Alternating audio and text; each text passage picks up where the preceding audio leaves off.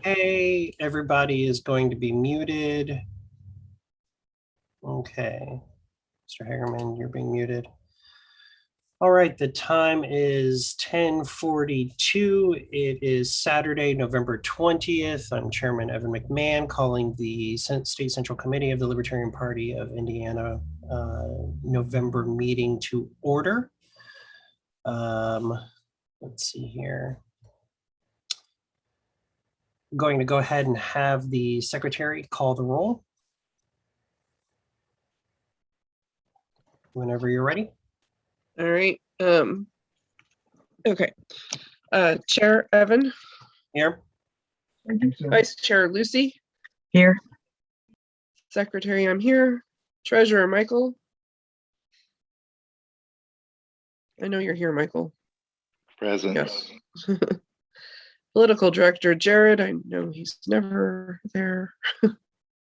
Someday he's going to surprise me and say present. I don't know. IT Director Chuck. Present. Field Director Morgan. Present. Student Director Rosalind.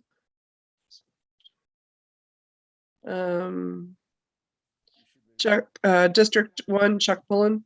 District 1, present and accounted for. District 2, Elizabeth. Present. District 3, Christy. Here. District 4, Dennis. Here. District 5, Greg Noland. Present.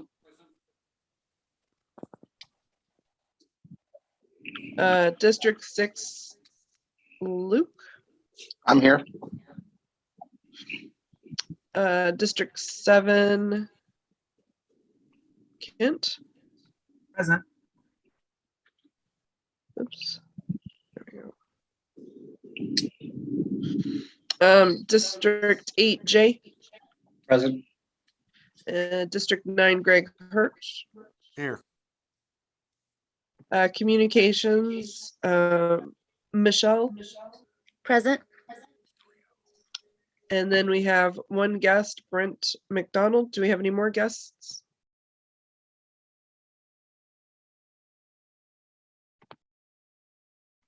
That concludes our roll call. Okay, thank you, Madam Secretary. Before adoption of the agenda, a couple of changes. One, Mr. Solomon would like to add under new business a request for disbursement of funds to the 8th District. So I'd like to put 2 minutes on the agenda under new business, item D, for that. And I'll just briefly tell you guys, they're asking for their allotment, their district allotment, but it's going to a purpose that we don't normally use it for. So I've asked him to request specifically for it. And then 2 items also under new business, affiliation request and the Tipton issue. I would actually like to bring that at the request of Mr. Noland to just after the district reports. I know that's outside of the normal areas that we do things, but there are 2 issues that are going to be, one's a vote of an affiliation and the other one is something dealing within his district. So I'd like to have him speak on that before he has to leave at 12:30. I think that's the safest spot to put it in to guarantee we get it before 12:30. Are there any objections to those 3 changes? Okay, are there any other changes or additions that need to be made? Okay, hearing none. All those in favor of adopting the agenda as amended, say aye. Aye. Aye. All those opposed, say nay. And just for the record, Ms. Holliday, you don't actually get to vote. You're a non-voting board member. Okay, confirmed. Okay, so the agenda is adopted. I'm going to ask Mr. Rigg, could you play timekeeper for us? I can. Thank you, sir. So with that, we will move on to officer reports. Lots of interesting stuff going on. We had our, membership push. We did grow considerably with our national party membership. We actually ended up gaining a delegate spot over 2020. However, we are still in 13th place because all of the things that I was doing behind the scenes to use the CRM to build up our membership, to get our national party membership, ended up becoming a best use case example that ended up being shared with all of the other state parties. So they ended up using the same method. And yeah, and I was like, oh, well, that sucks. Thanks. But that's great. Nationally, we gained more members, which is good. As you guys have seen from my posts and our talk earlier, we had some issues with the post office and getting the membership packets out. I've worked with the treasurer to make sure that we can get that postage taken care of. So those will go out before Thanksgiving. It'll take me about 2 days to print and relabel all of the packages going. All of the individual letters that had membership cards. So if you weren't in something that got a PIN, like the 94 Society, the triple member, or a lifetime member, you got just a regular letter with your membership card and bumper sticker in it. So those already went out because those were already done. We're just waiting on the, I don't have any in here with me, the bubble mailers that have the lapel pins in them. And there's about 231 of those going out. Lots of changes with the CRM. I'm going to be scheduling today. Emails will go out to all county officers as well as each of you, scheduling 2 different training sessions for the CRM so that people can get access to it. I'm breaking it up into 2 training sessions. You don't have to attend both. I'm making it so that if you're not available Saturday, then you can do it Sunday. I'm going to sacrifice my alone time on Sunday to help get county chairs into the system. But also not just county chairs, treasurers, secretaries, vice chairs, all of the district director, or all the directors, all of the district reps, everybody in. I'm completing the work on the population indexing for our new district maps, as well as populating so that by December 1st, we will have a spreadsheet that will be live updated of the delegate counts for the counties based off of membership. Technically, it's not official until December 31st. Those are our rules, that it's the membership in your county as of December 31st. However, to give people an idea, it won't change that much. I don't think any county is gonna find massive changes between December 1st and December 31st. But we're gonna put that up and let people see it, give the county chairs and county secretaries access to it, so that they can see it. Those are the pretty big things. As you probably heard, Karen Ann Harlos, the Secretary of the National Party, the JC, the Judicial Committee for the National Party, did not overturn her removal. So she was officially removed, and they are seeking a permanent appointment to the LNC as secretary to serve until the convention in Reno. I was asked by 7 different people if I would take it on, and I said, not on your life, pal. We were too busy here in Indiana crushing it, and we'll just stay here crushing it in Indiana for now. Any questions for the chair? Mr. Schulteis. It's a moot point for 2022, but did we find out if minors are allowed to be state and or national members? Yes, the information that you sent me just after that meeting is correct. And so you can be a member as a minor. There's nothing in our bylaws that precludes it. There's nothing in the national bylaws that precludes it. I did verify with state law that as long as the funds are coming from the minor willingly. Even if it was a gift from a parent, as long as it's coming from the minor willingly, then it's acceptable under the law. So they can't make contributions to candidates is the thing. So yes, minors can be, so all, 50 kids between you and Lucy can all become members. Mr. Solomon. Thank you, Mr. Chair. I got a question about the membership cards from a member down here in Vandenberg Thursday. He received his card, but because it has the expiration date on it and his auto renew was set between you sending it and him receiving it, he got a card that is already expired. So is that something that's going to be sent out every year, or maybe that's a design change we want to look at going forward? Yeah, so essentially this was being sent to everyone who was a member at the time of printing. Without consideration to when it was expiring. He will actually get a new card in the mail because of his auto renew. So, and the goal is that when that happens, when he renews, within 2 weeks, you get your new card. We're a little backed up on that because of all of the shipping issues. I will say that Chuck Hagerman and Kristen Alexander came to my house and helped put all of those together. All of the letters, everything, we tackled it in what essentially was about, I think, 2 days, versus what would have taken me, 4 months to do myself.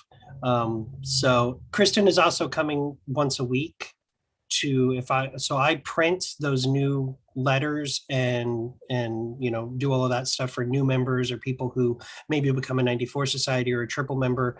I print that up, put a stack together. She comes on Tuesday, she puts it all together and gets it ready to be shipped out. So we'll be able to stay on top of it.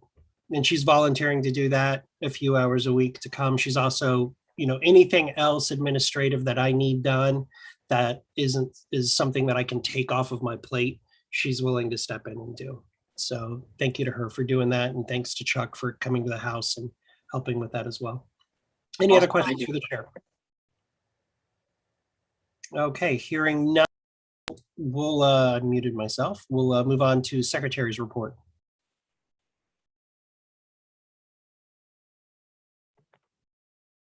So I really don't have any updates because since the last one, my mother did pass away. So things have been a little bit crazy on my end of things. So I apologize. I will get caught up over the winter before the convention, and everything will be up online and running. Maybe not by the Christmas one, but it'll get done. I promise it always does. So my apologies. And again, condolences. I know that was really rough. And I thank you for all the work that you've been doing while you've been going through that. So thank you, Alyssa. I appreciate the card too, Evan. Thank you. And if anybody did happen to send flowers or something and you didn't get a thank you for me, it's because I didn't get the flowers because me and my mom weren't talking at the time. And the current executor and power of attorney was my mom's cousin, and I don't know who she's spoken to. She used to speak to me, but she hasn't spoken to me at all. So I have no idea what's going on. I didn't even know about the funeral until I saw it on Facebook. That's my life. A little too much information to share, but just so you know, wasn't just the funeral and everything. I'm still going through legal crap, so I apologize. Any questions for the secretary? Okay, hearing none, moving on to treasurer, Mr. Schulteis. As of yesterday, across all of our accounts, we have available balance of $56,231.38. We have outstanding accounts payable with James Olean's company for $2,250. There's also additional accounts payable for some of the services we have agreed to pay for a year or more in advance that are not reflected in accounts payable. So we should not spend the entire $53,000 available balance, but we do have a healthy bank balance. So as long as we continue to bring in sufficient revenue, we should be fine for the foreseeable future. Just to point out that there were a couple things at the last meeting that we authorized. That does not reflect, those things have not been done yet from that balance. Also, me and Danny, this wasn't anywhere in the report, but this is just a heads up for you, Michael. Me and Danny worked with Analyze Corp. We had a meeting this week with them. They completely rebuilt the system just for us and for our use case. That's the data analytics company, for you guys that may not remember. We're gonna get, we actually, myself, Chuck, and Danny, as the tech guys, actually have access to it now, have our own accounts. They're giving us 3 months right now to play with it and break it, because like I said, they completely rebuilt their software for us, which is why it was taking so long. So we've got 2 to 3 months to play with it and break it and tell them how we'd like things to operate differently. And then they're going to start billing us the monthly rate that we agreed to after that. So we've got, that'll basically probably start, I'd say, right before the convention. And we're going to have a whole been billing us. Are they going to halt that for the trial period or something? Wait, they've been billing us? Yes, it's like $416 a month. Oh. Can you give me record of that? Because that's not what we were supposed to be doing. Okay, I'll get you information about that. Thank you. I will bring it to them because that was not supposed to happen. Okay. Interesting. I thought we just paid once. We paid one time, the first fee for the first month, and then it was supposed to stop until we were granted access. Yeah, there's a pending charge for today, so it's been going at like the 20th of the month since we started. Okay. Yeah, give me records of that so that I can talk to them about it. Okay. Thank you, Mr. Schulteis. Any other questions for Mr. Schulteis? Okay, hearing none, we'll move on. Mr. Chair, Oh, go ahead, Mr. Sullivan. I believe I saw Ms. Holliday's hand go up at the end of the secretary report. Michelle, did you have a question? You know, I just wanted to say to Alyssa, I mean, there's just nothing worse than problems when someone's died in your family. And my heart goes out to you. I've been through it. My heart goes out to you. Okay, that's all I wanted to say. Thank you. I appreciate it. You know, there's animals and stuff involved. So, you know, it was just like, you know, having kids or something. But yeah, it's kind of a mess. But I do have an attorney, so we're good. Thanks to Mark Rutherford. He hooked me up right away. Any other questions for Mr. Schulteis? Okay, hearing none, moving on to Vice Chair Lucy, your report, please. Hey, everybody. Everything is pretty steady on the vice chair front. Still working on medical freedom, bodily autonomy with various groups, trying to get more appearances for myself. I'm still doing the weekly mouthwash show on Facebook and Rumble, wherever it actually appears. It's a nice live streaming show. And you might all be interested in the fact that Donald Rainwater is going to be our guest on Tuesday, talking about property rights and stuff like that. So please tune in so that you guys can, you know, ask some great questions in the comments. We'll talk about the convention when it's convention time. Does anybody have any general questions for me? I had I a do. question. Yeah. Oh, go ahead, Michelle. Okay. Where do we see this? And is it on YouTube? Is it specifically? Yeah, it live streams about 10 different places, Okay. but most people log on through Facebook. And so if you Okay. just look at mouthwash show in your browser bar, you'll see it. I've been beating up on the Democrats and Republicans for a couple of months now, so it's a lot of Good for fun. you. Now I'm not on Facebook, actually. I used to be, Oh. but I went off. Is there an alternative that's better or that's just as good? I'll find you some, because I think we're streaming on Rumble, Facebook, YouTube, StreamYard. I mean, there's 4 or 5 different places, so I'll send you a link. Wonderful. Great. I'd It's love a good. list of those. Thank you Thanks. so much. Mr. Solomon. Yeah, Lucy, since you've been doing all these medical freedom events, I was just wondering how you've been gauging the reception from our side, or if it's because, you know, sometimes we do events and it's like, well, it's nice to have you here, but I'm sticking with the old team, and I was wondering what you're seeing on your end. It's really, really interesting. There are a lot of people who want to be libertarian, but they're afraid of leaving the Republicans because they think that they still have some sort of inclinations to protect their rights, and they really don't. So that's the mind control, that we're still fighting just like anywhere else. All right, any other questions for Lucy? Okay. Hearing none, we'll move on to our director's reports. We're going to start with our new communications director, Michelle Holliday. Okay, hi there, everybody. The main update would be the development of our monthly podcast. December, we're going to spend in development of it, because always with your premiere, you have to create your intro, your outro, the format, and so on and so forth. It will kick off January 2022. We have our confirmed premier guest as Dr. Joe Jorgensen to talk about the presidential perspective of running as a libertarian. February, we will have our chair, our esteemed Evan, to talk about our state party. And then March's podcast will be released immediately following our convention with our announcement of our Secretary of State candidate. And that will be our guest, Jeff. Really looking forward to that. Would love any suggestions on guests in the future, inviting everyone there. These will be fireside chats. So whether we step it up and go a little more frequently than monthly is yet to be seen, because of what all we're going to be doing in terms of newsletters and so on and so forth. So that would be my update. Point of clarification, it's not guaranteed that the guest will be Jeff. It will be whoever the nominee is, which we'll decide at convention.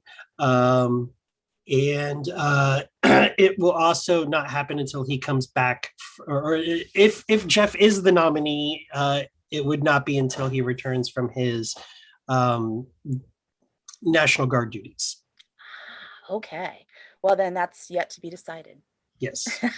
Official confirmation. Any questions for Michelle? Okay, hearing none. Oh, I muted myself. Moving on to political director, Jared Hall's not here. But I will say that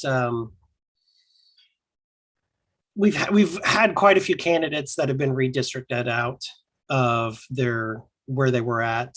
So we're kind of, one of the projects that's on my board is I'm kind of finding new people in a lot of these new places. And we're pushing some of the people who were districted out to their local county to run for something within the county office, or to run in the district that they're now in. Some of those were having 2 or 3 people. I'm not discouraging anybody from running. We can have a contested, contested races. We're all about that. We're happy to see it. We've got it for the US Senate race, so that's awesome. But some people are just saying, yeah, I don't want to do that. So I'll just run for something local. And that's perfectly fine. That's great. That means that there's going to be, excuse me, a local candidate, which is awesome. And we'll have a little bit more information when we get to the Tipton thing that will tip off some of the problems that we're seeing. Does anybody have any objection to me calling on Mr. McDonald? Mr. McDonald, go ahead, sir. Hi, I just had a brief question for, I'm sorry, I didn't get her name, Madam Media Director. What platforms will the monthly podcast be uploaded on? You're muted, Michelle. There we go. I'm probably going to be looking for every platform, including not just video, but audio platforms across the state of Indiana, especially, with talk radio. It'll sort of be a public service. Every community has public service, television, radio, anything like that. So, but it will be produced on Zoom. if that means anything to you. But it won't be live, it will be taped, just so that everyone has an opportunity. I kind of find that people are more comfortable knowing things can be edited out and they can stop and start and so on and so forth. Yeah, but any platforms that you'd like to add, Michael, feel free. Like I say, this is purely in development, so we'd like to get as big as we can get. Okay, I just asked because I'm active on Oh, Reddit, so I just want to make sure that it's going to be in a format that I'd be able to share on there. Oh, beautiful. Okay, great. Sorry, Brent, I got you mixed up with Michael. Oh, that's right. Yeah, absolutely, absolutely. And our quest is to make it available to be uploaded and shared anywhere and anyhow. And I'm still learning all the platforms, so Reddit will be new to me. So definitely appreciate your assistance on that. Oh, no problem. Beautiful. Thank you. And just for the record, Madam Secretary, Lori Schillings, the county chair for Hamilton County, has joined the meeting. Lori, can you confirm that that's you?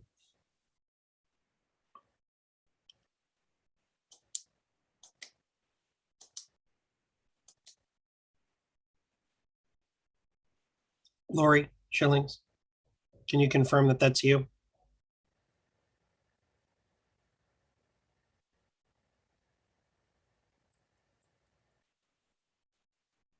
You're muted if that's. Okay.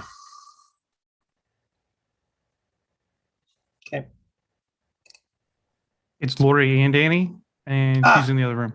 Okay, gotcha. Thank you. And the reason for that, guys, is because we do have somebody who has been joining our meetings. Can you not hear me? Yeah, we can hear you. Now we can. The reason why we're doing that now is because there is somebody who has been joining our meetings using other people's names. And so, which is not appropriate because our records indicate, our meeting minutes indicate that the person was present at the meeting. So we're doing that from now on, making sure that the person who shows up is actually that person. So, Madam Secretary, it's Lori Schillings from Hamilton County Chair and Danny Lundy from Morgan County Chair. So moving on from political, Mr. Rigg as Field Director, your report, sir. Which you did post in the chat, I see as well. Okay, thank you very much. You muted yourself again, Mr. Chair. I did submit the report in the email just before I joined this meeting. I've also sent a copy in the chat for anyone who hasn't seen it yet. I have, it's very quick, actually, just 2 items. Since the last meeting, we had 1 volunteer who signed up. I did reach out to him. I've not received any responses yet. As for Super Saturday, the Super Saturday event on the 13th of this month, I was unable to attend, unfortunately, for unavoidable reasons. Simply put, I had a flat tire, and we weren't able to get that fixed until much later. And then, of course, I have tried, but I haven't been successful in getting in a hold of those involved in the Super Saturday events for Districts 2 and 7. I honestly do not know what's going on in District 2. There has been some stuff talked about in District 7, but nothing concrete has been set up yet. I will defer to the representatives for those districts if they have any additional information. And that's all I have right now for my report. Mr. Rigg, I can tell you that District 2 was Marshall County, and they ended up canceling their event the day before because theirs was going to be this month as well. So it was District 2 and District 1. District 2 canceled the day before because of a venue issue. Basically, the venue at the last minute decided they didn't want to have the Libertarian Party there hosting the and this was an outreach for a local community group, and so it was kind of ridiculous, but they called and talked to me about it the day before. So it was postponed. They're going to now be doing it in December. And they've already secured a new location and they've got everything set up and they've created a Facebook event for it. And so I just need to transfer those details over to our calendar. I have not heard about District 1's. I'm sure we'll hear about that from Mr. Pullen. I'm sure we're going to get an update on the Super Saturday event planning from District 7, Mr. Williams, when he gives his report.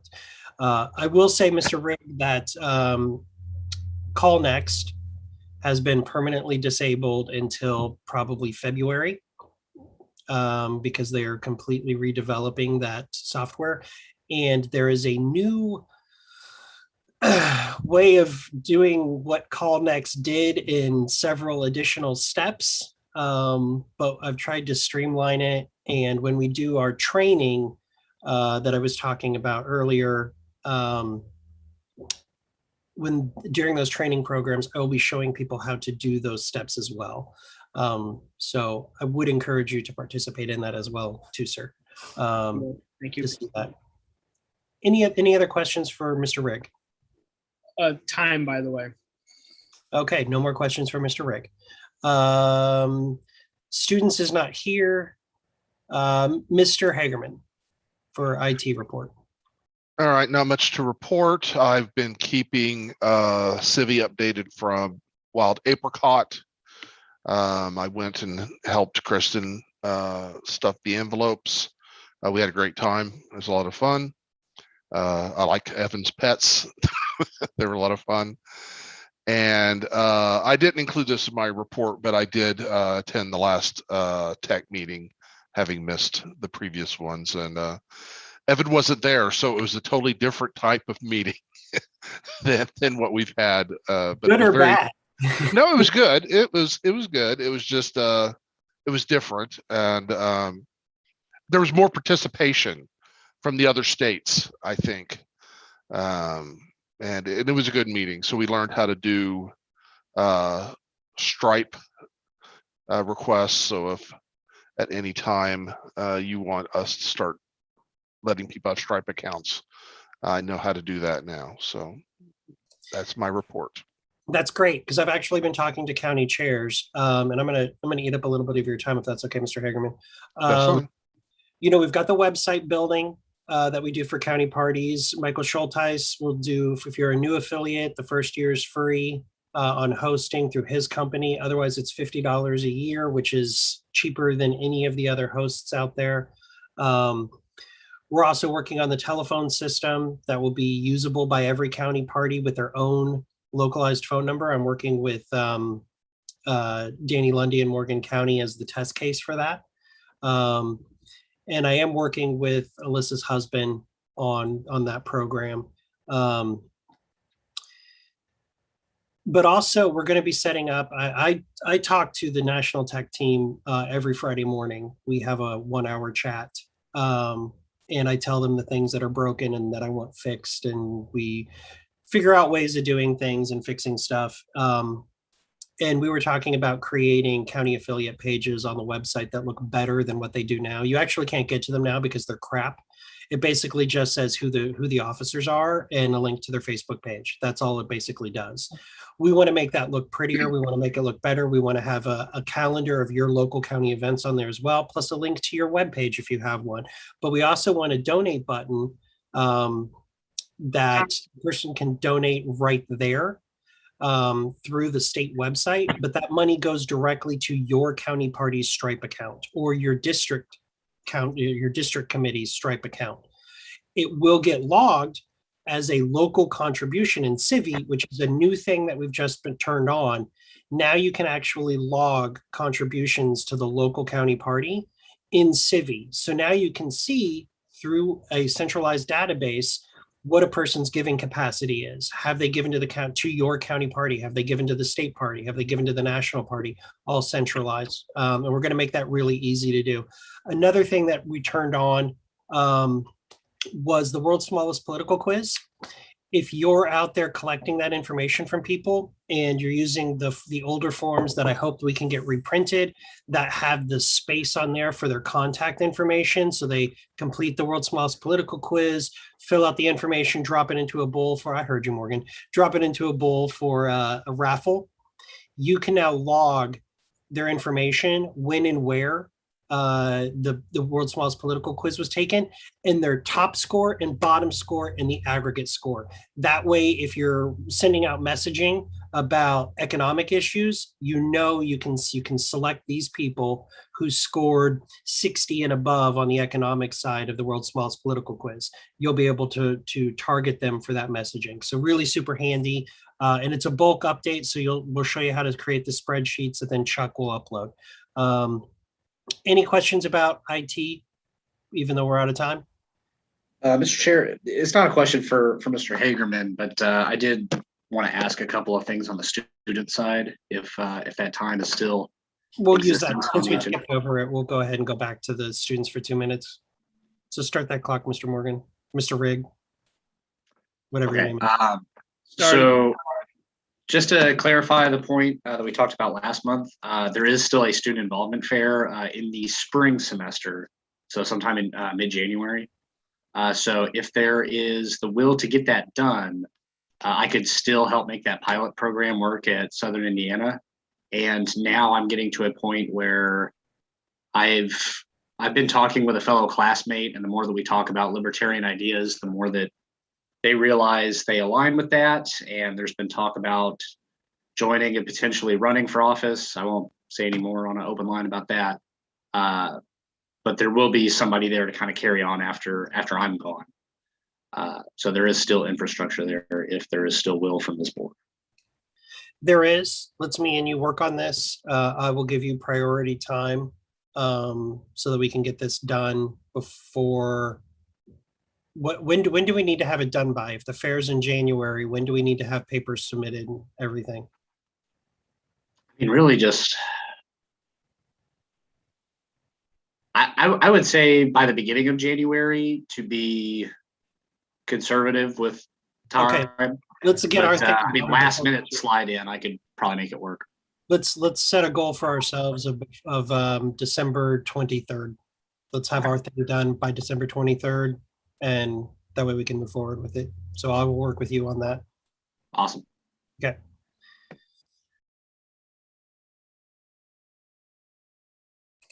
Moving on to district reports. We'll start with District 1, Mr. Pullen. Hello. So, as you mentioned earlier, we had our Super Saturday event on the 13th.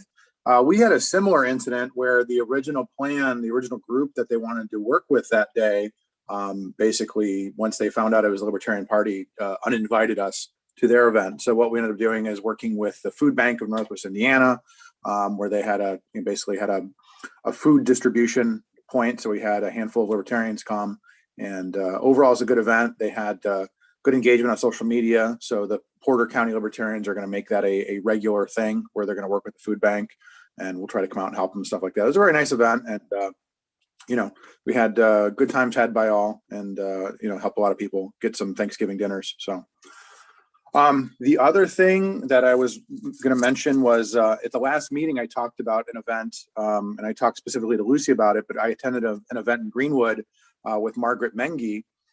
It was basically a vaccine and mandate symposium. And so we had different people talk about, for instance, people who lost a family member due to vaccination, people who lost their jobs due to not getting the vaccination or not masking, people that got kicked out of school, things like that. So it was a nice event. I went down there specifically to make sure we could stream the event. And of course, as expected, everybody involved has caught Facebook bans. YouTube has deleted most of the videos.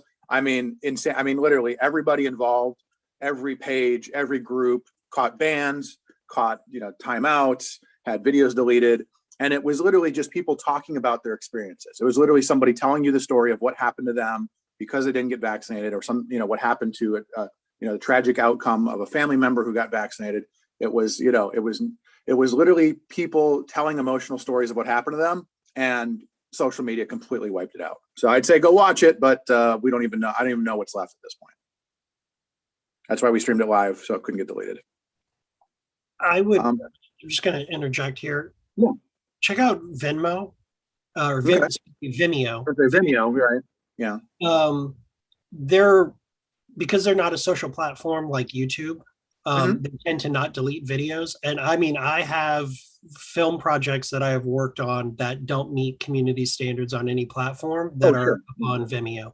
Well, right. And so a lot of these groups, they're doing stuff like with Rumble and a lot of platforms, honestly, I've never even worked with. So it's kind of like we cut up the footage and send it to them. And I'm sure they posted it on just sort of the main sites that you know of, banned everything. But I don't, I think it's on Rumble. I just don't have the links. If somebody wanted to watch it, I can send it to you. But I just know, like I said, everything we tried to post on Facebook and YouTube got deleted and banned and stuff like that. So it's out there. It's just, I don't know exactly. I don't have links, at hand for you. So that's my report. Even though time's expired, are there any questions for Mr. Pollan? Okay, District 2, Ms. Coquillard. Hi, okay, so it's been a slower month for District 2. I have 2 things to announce.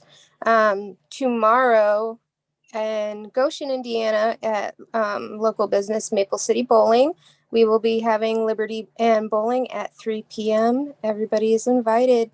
Come on out.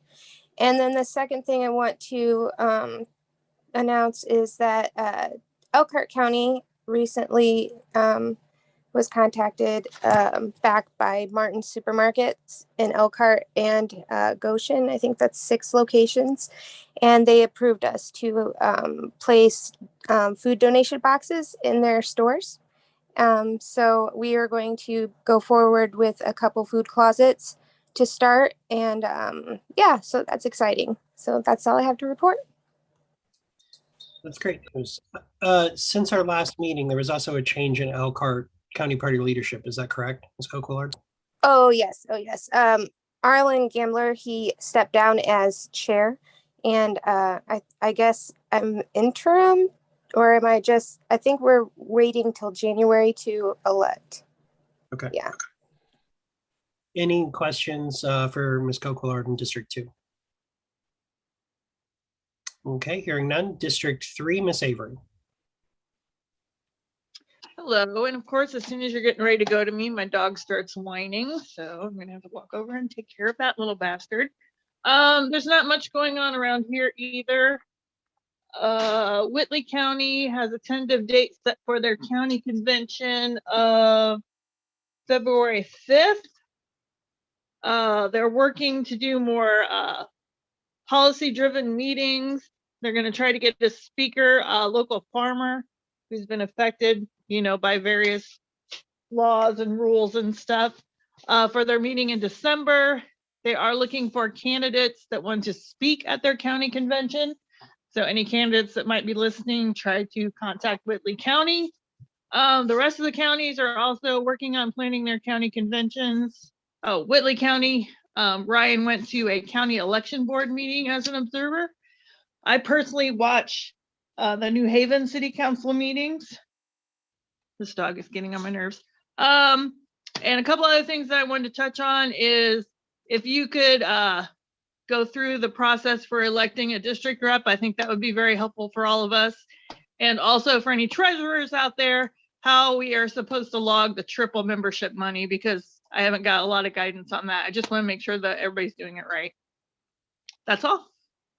Any questions? Are you wanting me to respond to that now, Christy, or?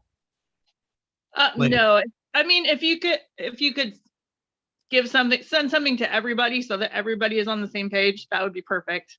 Okay. Thank you. Any questions for Christy Avery, District 3? Hearing none. District 4, Mr. Beatty. Not a lot to report at this time. Been busy with some family issues and funerals to attend. Still reaching out to county chairs now, try to get some information from them. Quick question: when does the realignment officially take place on the districts? So I'm not sure I'm aware of the dating on that.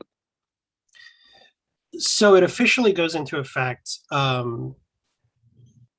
January 1st, as in when you're calling your conventions to, the county chairs get together to elect their new district rep.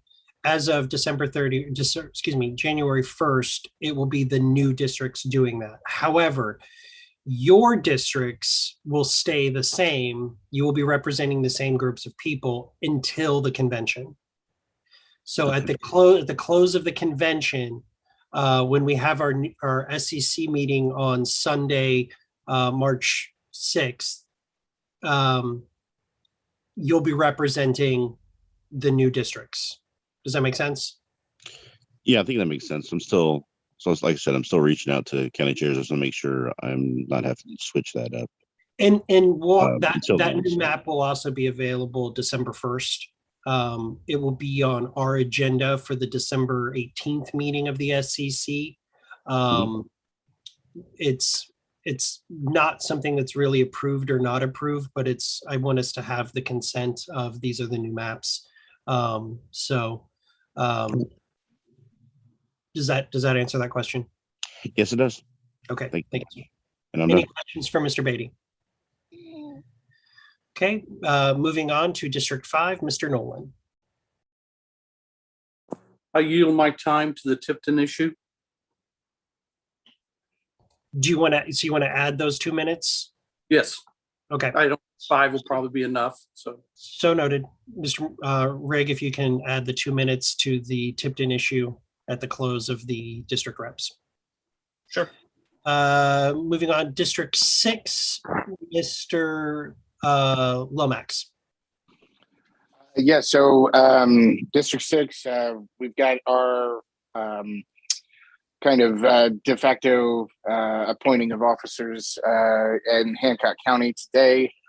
That private meeting is at 5 o'clock for members only. And then at 6 o'clock, we're going to stick around and have a bit of a meet and greet at the restaurant that we're holding it at. It's going to be in downtown Greenfield at the Meat Casa restaurant on Highway 9. If anybody is interested in coming and answering questions or talking to potential members, we're trying to just basically get the word out there about it.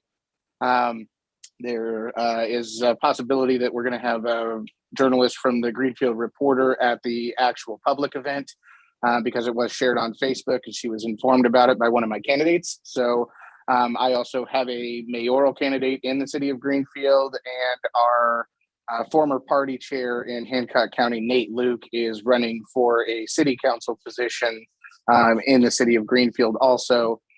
So he'll be stepping down, and very similar to Elizabeth, I will be stepping in as the interim chair for Hancock County until we have a convention and get a new chair put in place. So that's all that I've got. If you guys have any questions, I'll go ahead and wait for those.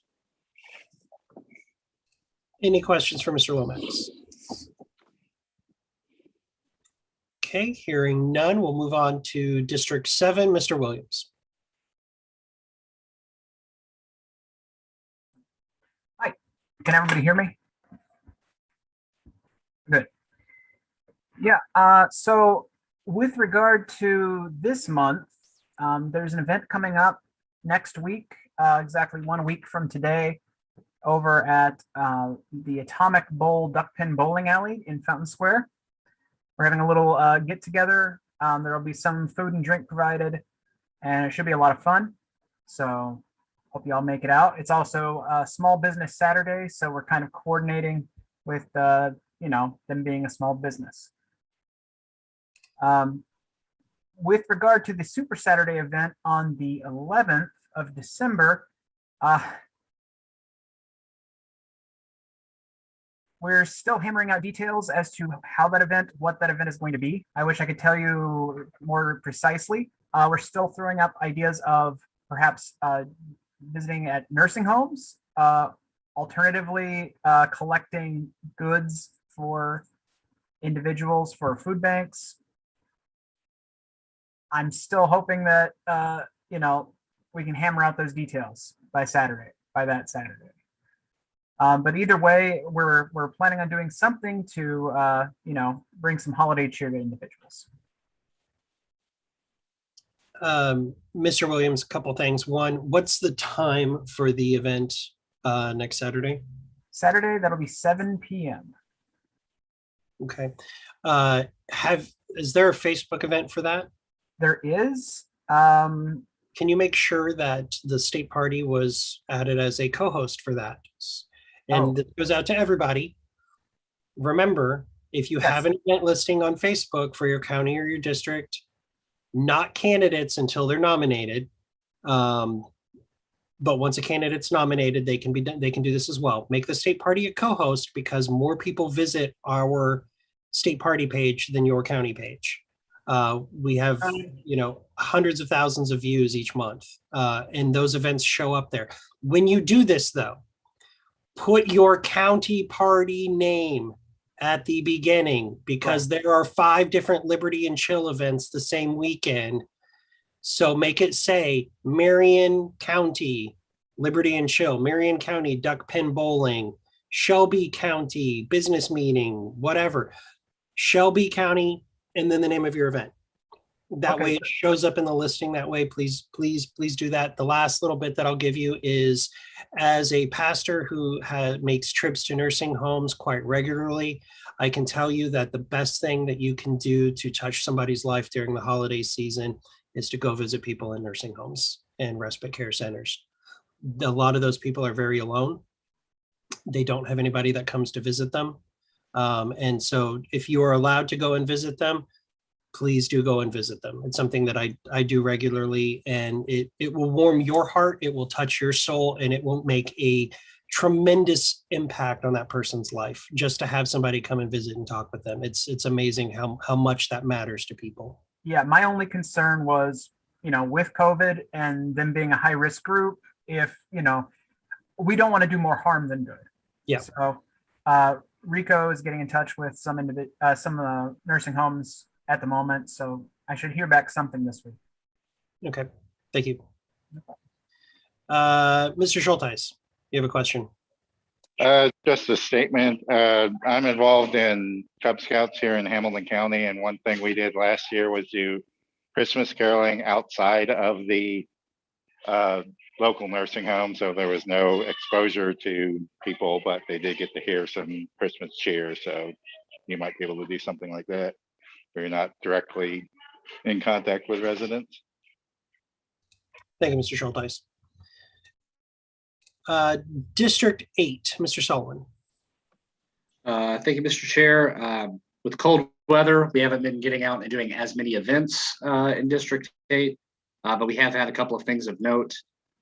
First one that I want to get out there is Owen County is organizing. They're having their convention on Thursday, December 9th at 7 p.m. at El Ranchero Mexican Restaurant in Spencer, Indiana. So if anyone's reasonably close, feel free to come out and show them support. They're already gearing up one of their members for a county council run, Rachel Combs, and that one is looking really promising due to local conditions on the ground and just the way those guys have hit the ground running. So I know I shout them out a couple of months in a row now, but they're killing it down there, and they're not even affiliated yet. In addition to that, Vandenberg County invited one of the sheriff candidates, so not our candidate, but another party's candidate, to come speak at one of their meetings. It was a productive meeting.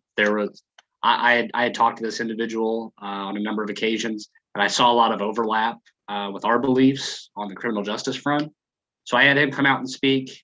His campaign page shared a thank you to the Libertarian Party of Vandenberg County. So that got the county party more exposure. And the town of Darmstadt, where I reside, the town Facebook page actually shared that as well. So just that one event has had a ripple effect with showing more people that, yes, there is indeed a Libertarian Party in your county. So that was really effective. And then other than that, we've just been working on getting dates and times set down for all of our county conventions before the end of February. And then the last Saturday in February will be our district convention at our district headquarters in Vincennes. And once we have confirmed that time, I will get that information out to everybody. And since we all have to make a big drive for it, I was hoping to get some invites out for some people to come speak. So if you have anybody, especially people that are begging for votes at convention, that is number one, the kind of people that I want to come speak at our convention. Time. Perfect time. Any questions? I'm just going to say that with Owen County, they are on the agenda for the December 18th meeting for approving their affiliation request. That is an assumption that they can get that done and get all their paperwork and everything done within 9 days. Otherwise, it'll move to the January meeting. It'll be a real tight timeline for them, but they've got Mr. Solomon helping them do it. So I am sure that they will accomplish that. The second thing is in Marion County years ago, we used to invite all of the candidates from all of the parties for kind of like a candidate forum. And, you know, it was, we want to hear from you, but we also want you to hear from us what's important to us. We're giving you the opportunity to understand our policy positions and you know, we had our own candidates there as well, of course, and that spurred a lot of camaraderie. You know, the candidates from both the Republicans and Democrat side that came, those that got elected were very willing to work with us in the future, even though we disagreed on, you know, probably 50% of their agenda. The things that we agreed on, they were very willing to work with us on it. You don't have to worry about our people deciding not to vote for our candidate and voting for them. Our candidate's almost always going to be better. Not always, but most of the time. But it's good for them to see us as people who are actually very concerned about the issues.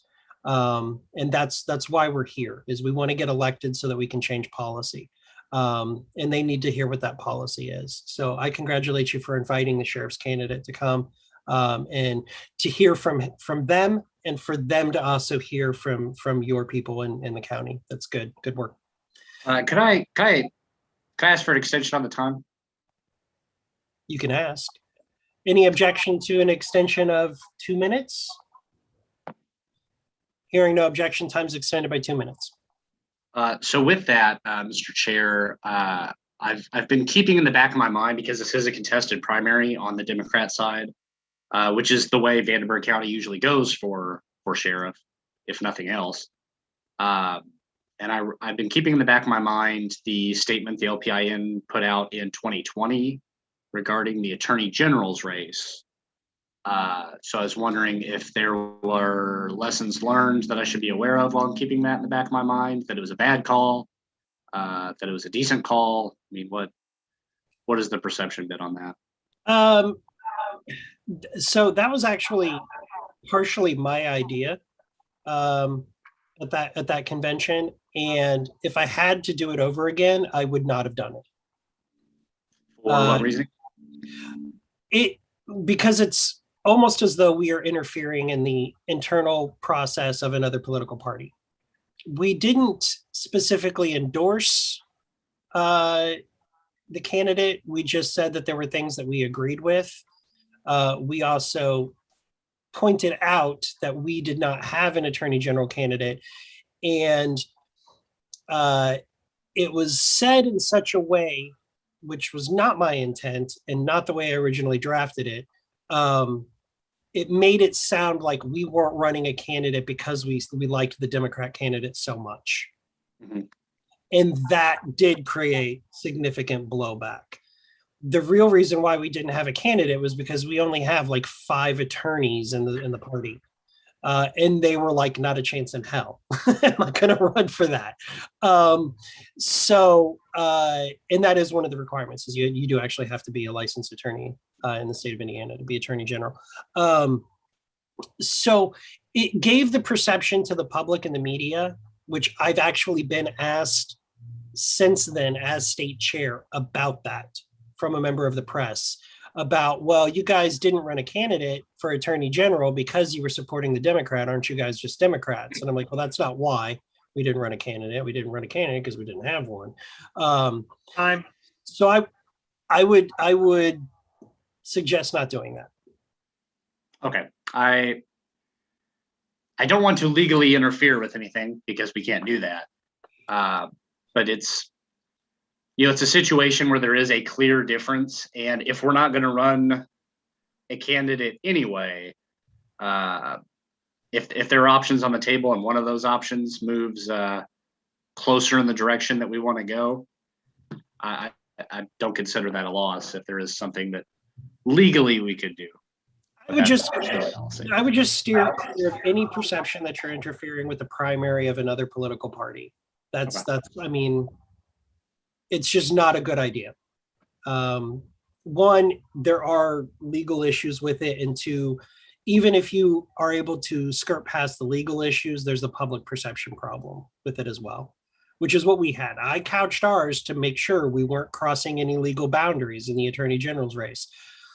What I didn't anticipate was the public perception that came with it. And so like I said, if I had to do it over again, I would not even entertain the idea. I wouldn't even try to figure out a way to do it. I'd just be like, nope. All right, thank you. All right, moving on. Mr. Hirsch, District 9. Okay.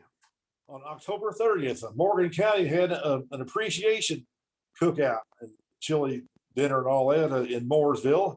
A lot of you all attended. Evan attended. It went really well. Several of us spoke. Videos were put up on Facebook. It was a great event because Morgan County's really done quite a bit. Ever since it got going, they've really grown, really have the examples of how Libertarian Party should act, or Libertarian County affiliate should act.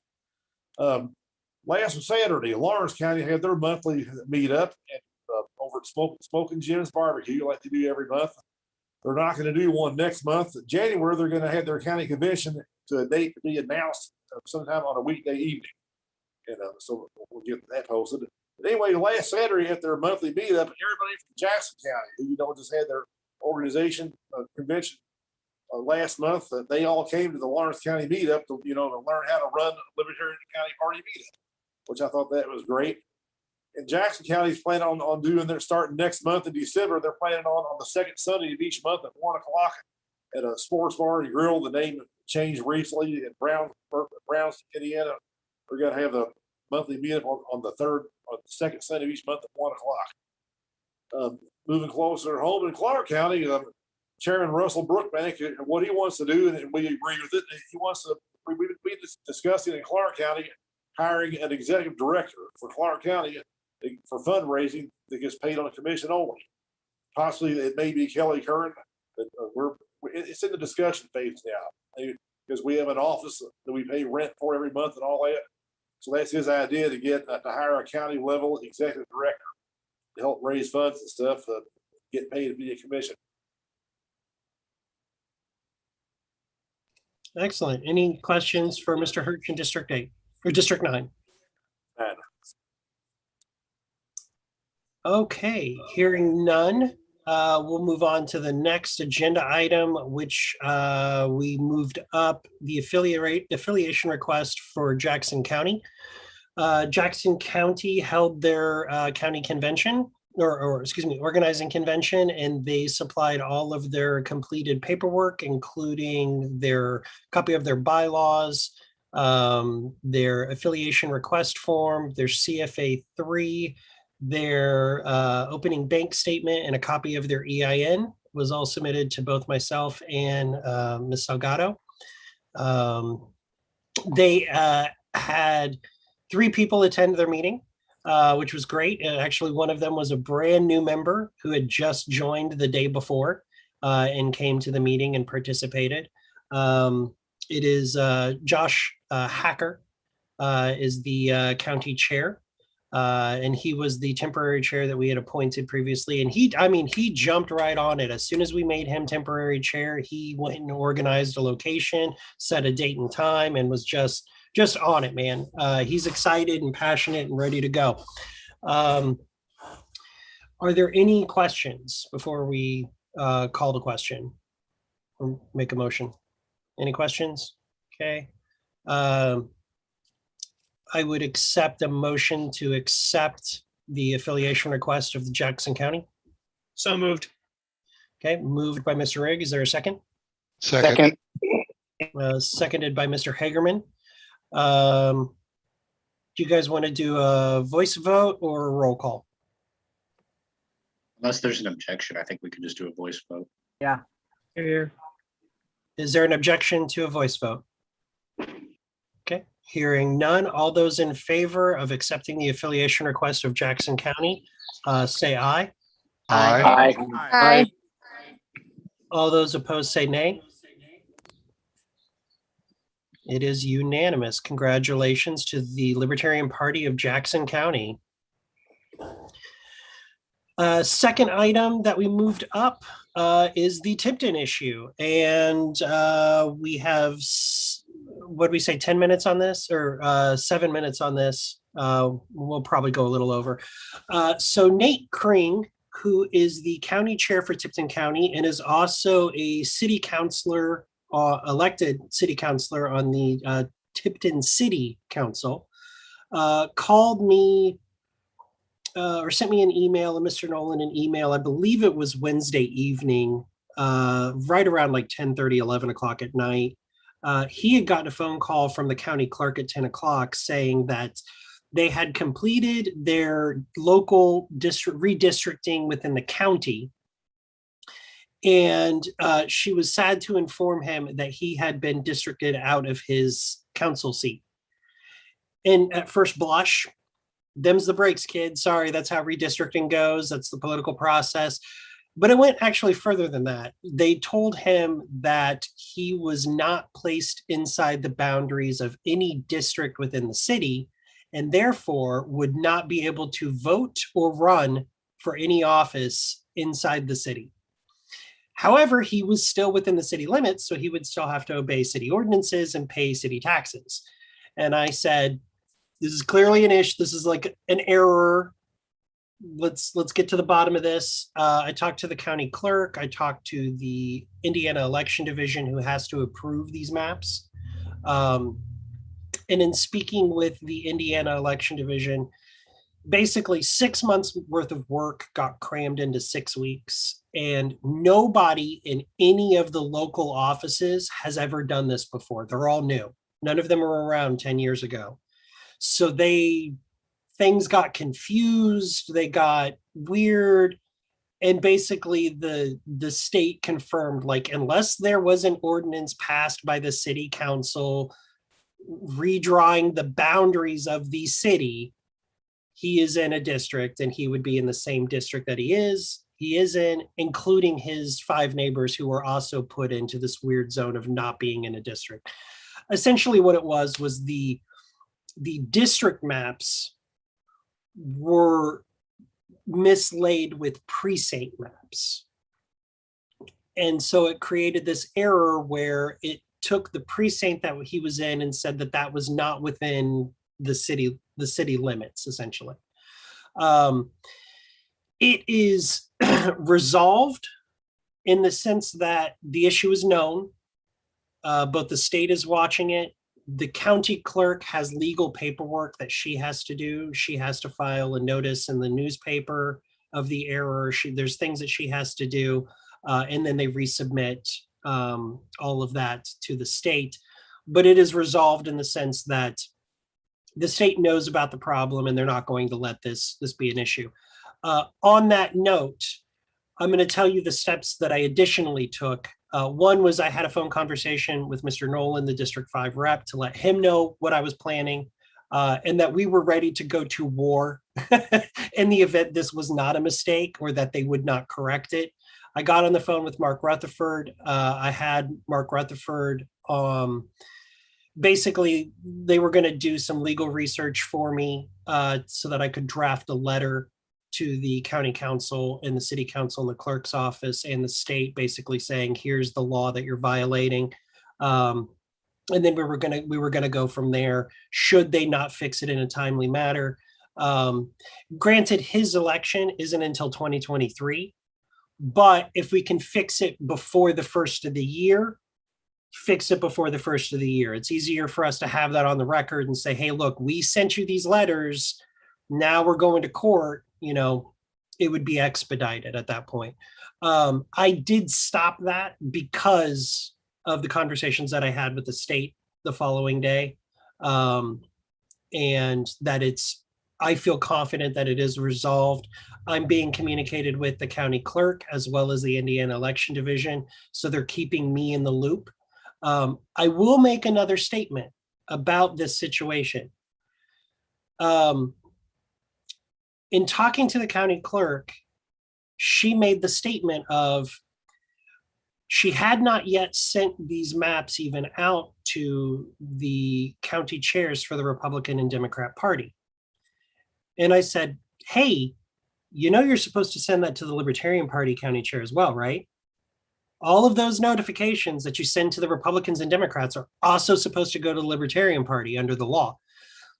And she said, well, they're not filed with the county. We didn't know that. We don't have that contact information. And I said, yes, they are filed with the state, but you should have received a courtesy copy of the CFA3 and will continue to get courtesy copies of their CFA4s.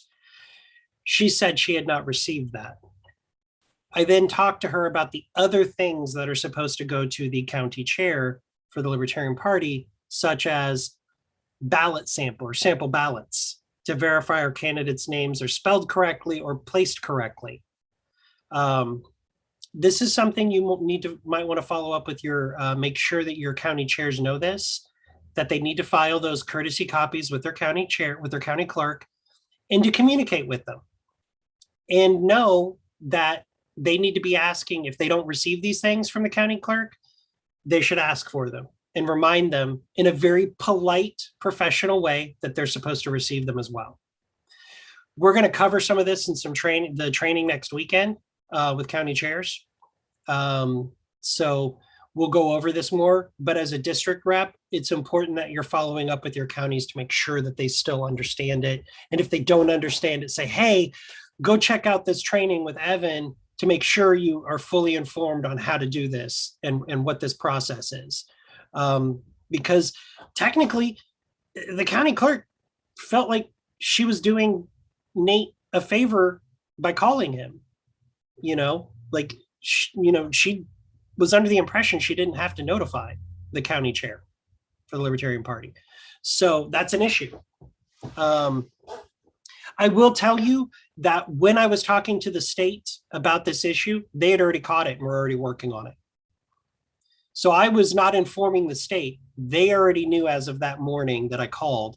They already knew it and had already communicated back to the county clerk that there was a problem. So they're catching these things as they're happening, which is fascinating. That the state government is actually, efficient and effective in this regard. Well, you said they're mostly new, right? So maybe they haven't gotten used to the system yet.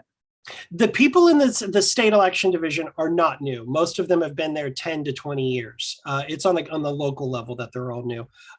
Without objection, I'm going to ask to move for extend for 5 minutes because I know Mr. Nolan would like to talk on this as well. Is there any objection? Hearing none, time's extended by 5 minutes. So I'm going to move to Mr. Nolan, and then you guys can come back and ask me any questions if you have any. Mr. Nolan. Well, I don't have really very much to say. Other than to thank you and the outstanding job that you've done in handling this and working through this problem. And I really appreciate what you've done. Thank you, sir. I'm always happy to handle these fires for any county party or any candidate when they arise. This is one of those things that when I get these messages, I'm not going to ignore them or delay them or leave them on unread like I do with Christy.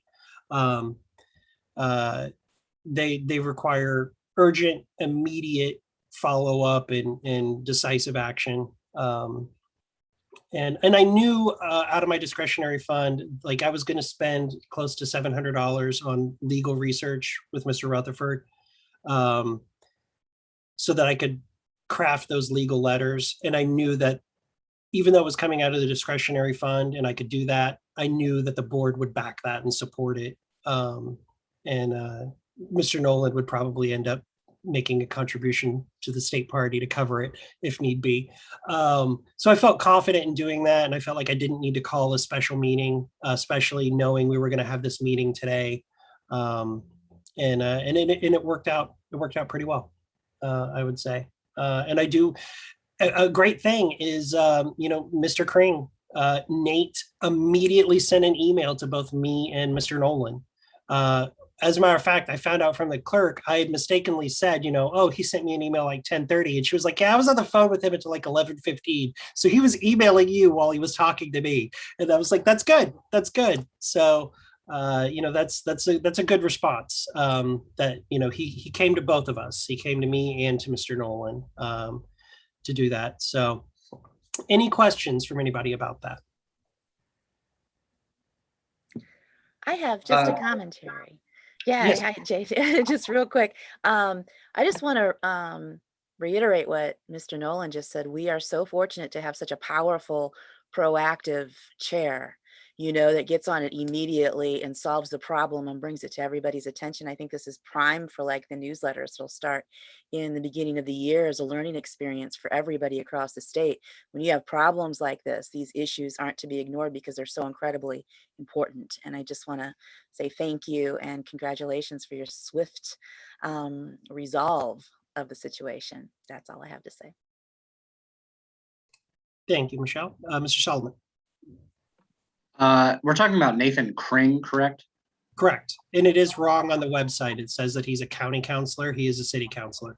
Yeah, that's what I wanted to bring up, just that I just double checked it now and it is still on there as county council. I know. I've been a little busy. Yep. Yeah. Okay. Any other questions or comments about that issue? Okay. I would ask, we would be doing the convention right now. Lucy, do you think you need the full 15 minutes? Or can we No, take? not at all. Okay, well, let's go ahead and do the convention business and then we'll move on and take the scheduled break. Go ahead. So as you can hear, I'm losing my voice, and I think I got influenza A because that's what my daughter's coworkers all You've tested been positive yelling for. at Dorn and we all know it. Yeah, and all the other kids and the new puppy too. So convention update, I'm pleased to report that we did hear back from the same caterers, the Broken Egg Cafe that did the 1994 Society Convention. They're willing to work with us again, so that is awesome.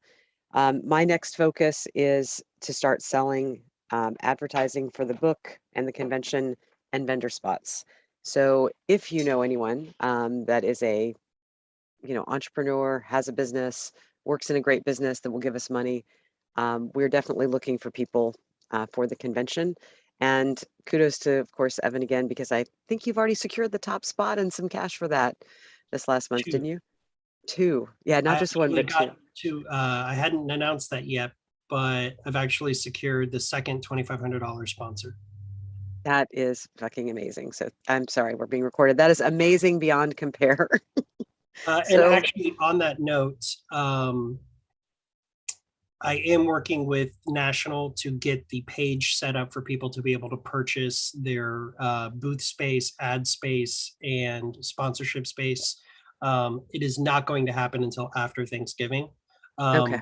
But, that will be up very shortly after Thanksgiving. I would say probably the Monday or Tuesday after Thanksgiving. That'll be up there for that. Thank you for the update. I will take any questions now.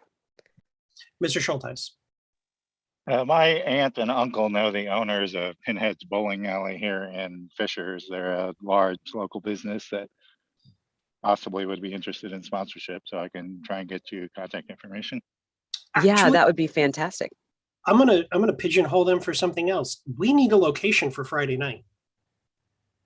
Okay, they do have a large restaurant that might be able to accommodate us. Well, we want to be able to have a speaker, maybe AFA as well, and the debate between the two Senate candidates. So think about that. That might be able to accommodate. We'll just have to coordinate with them since they are a public restaurant and bowling alley. Okay.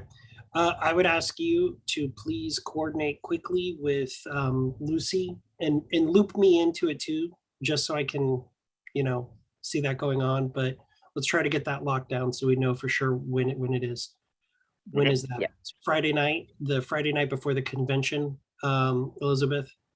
We always do a Friday night thing And so this year, since there's a contested Senate race, I thought that would be a good time to do a actual debate for the two Senate candidates, as well as we typically bring in. So like we did that last year. We did we had AFA that did a virtual presentation on TIF districts, which I thought people would be bored to tears, but it was actually amazing. And then immediately followed that up with I think it was Lori's hotel room. We did a live stream with all of the candidates for the state party board, all the officers. And so, something similar, maybe a little bit more formal on the Senate debate. Actually, there's a potential, I'm just going to throw this out there.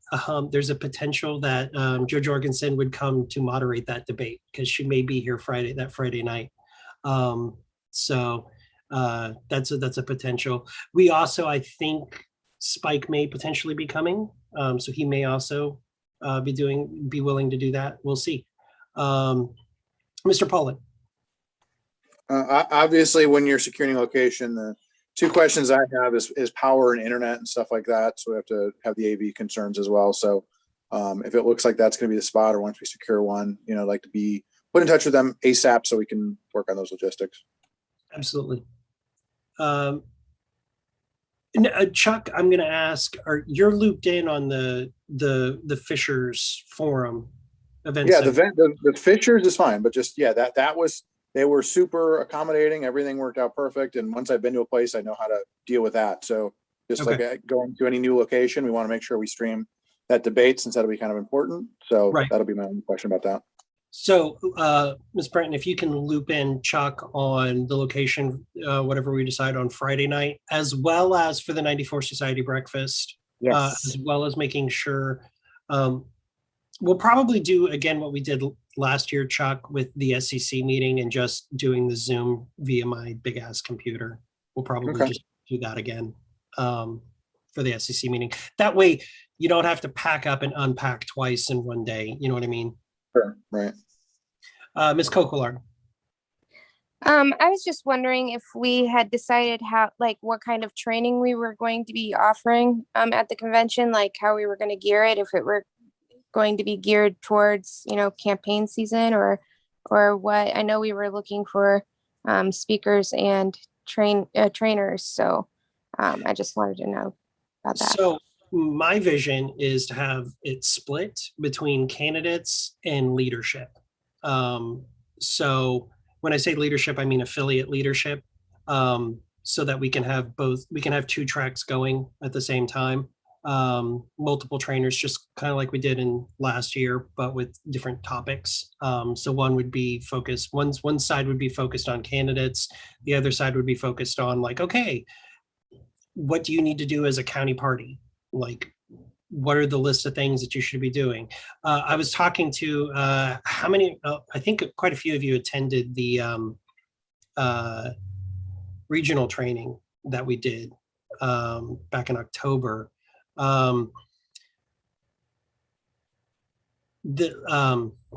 Larissa, the comms director for the national party, I was talking to her. She's unavailable to come to our convention because her state party convention in Pennsylvania is the same weekend. However, she's willing to do a 2-hour live training remotely with us in December if we want, because it was a great program, honestly. But so doing things like that for leaders for the county parties is kind of where we're at. We're still talking to people to come and do training. I definitely want Michael Schulteis to be doing treasurer training during that period. Sorry, Michael.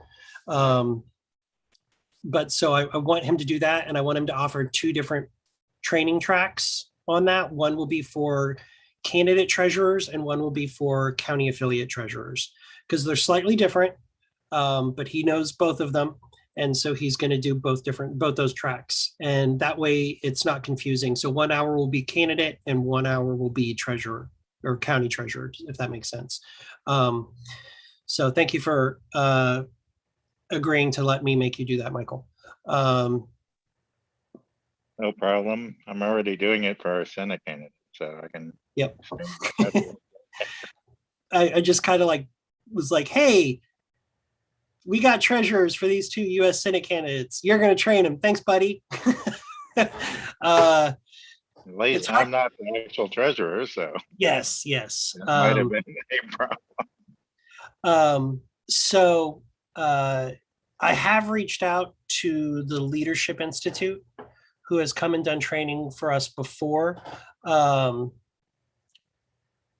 They're looking to see if they can get a group of their trainers to come. It would be a lot easier if it was just one thing and it was the whole room.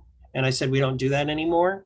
We do tracks. And they said, that's a good idea. We just don't know if we can supply enough people to do it. But so we are talking to the Leadership Institute about that. And I'm actually going to probably this weekend put up a application, if you will, for, I know like Elizabeth asked a bunch of people, hey, are you interested in coming and being a speaker? What I'm going to do is I'm going to put up an application form that says, hey, why should the LPIN have you be a speaker?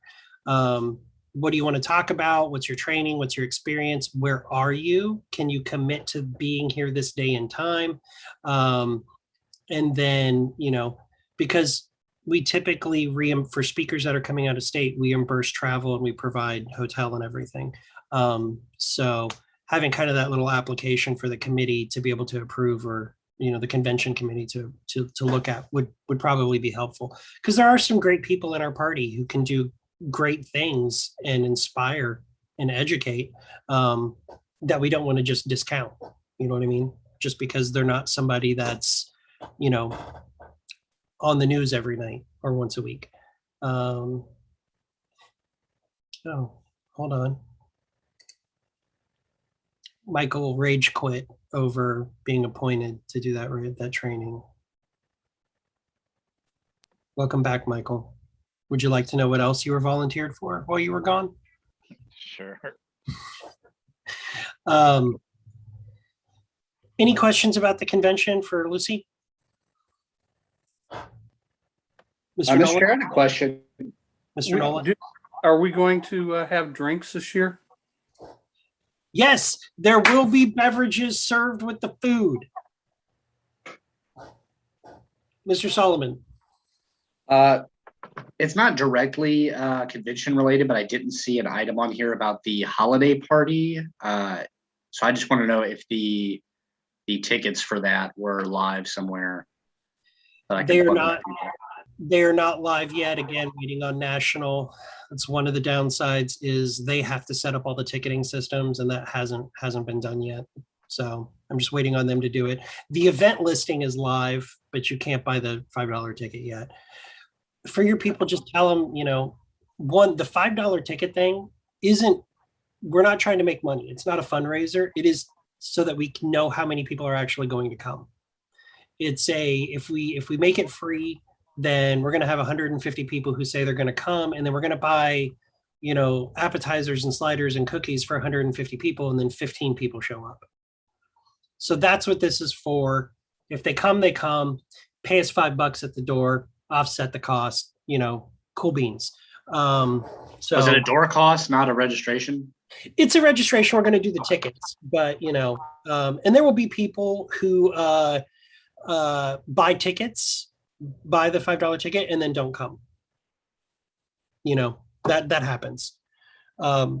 So I feel like once we know roughly how many people are going to come because of ticket sales, I feel like there'll be a few extra left over. So no one will be turned away at the door if they show up with $5 or 10 because they were late registrations. That's what we should do. Should charge a late entry fee. I'm just kidding.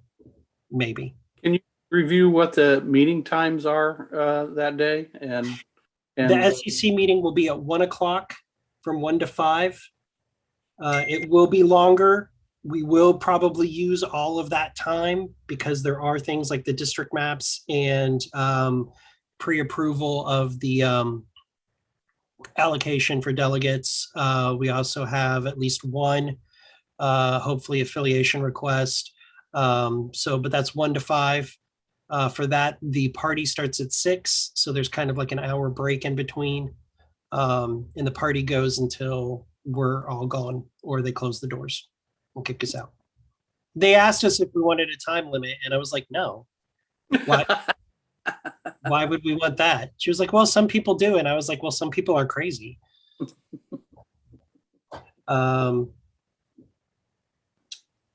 Let's see, anything else? Oh, white elephants. I don't know how to do that, but we had talked about doing that. So I'm just going to make it bring a gift, bring a white elephant gift, and it's just going to be randomly assigned to people.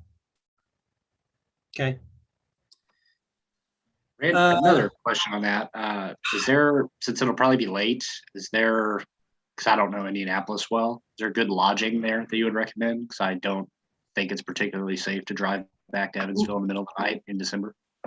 No, because I own a house, so I don't particularly stay at hotels in my home city. Yeah, preferably somewhere safer than Evan's house. Which I mean, honestly, you might be safer in your car at the Antelope Club than at my house. Where's the event going to be? Is it going to be at the Antelope Club?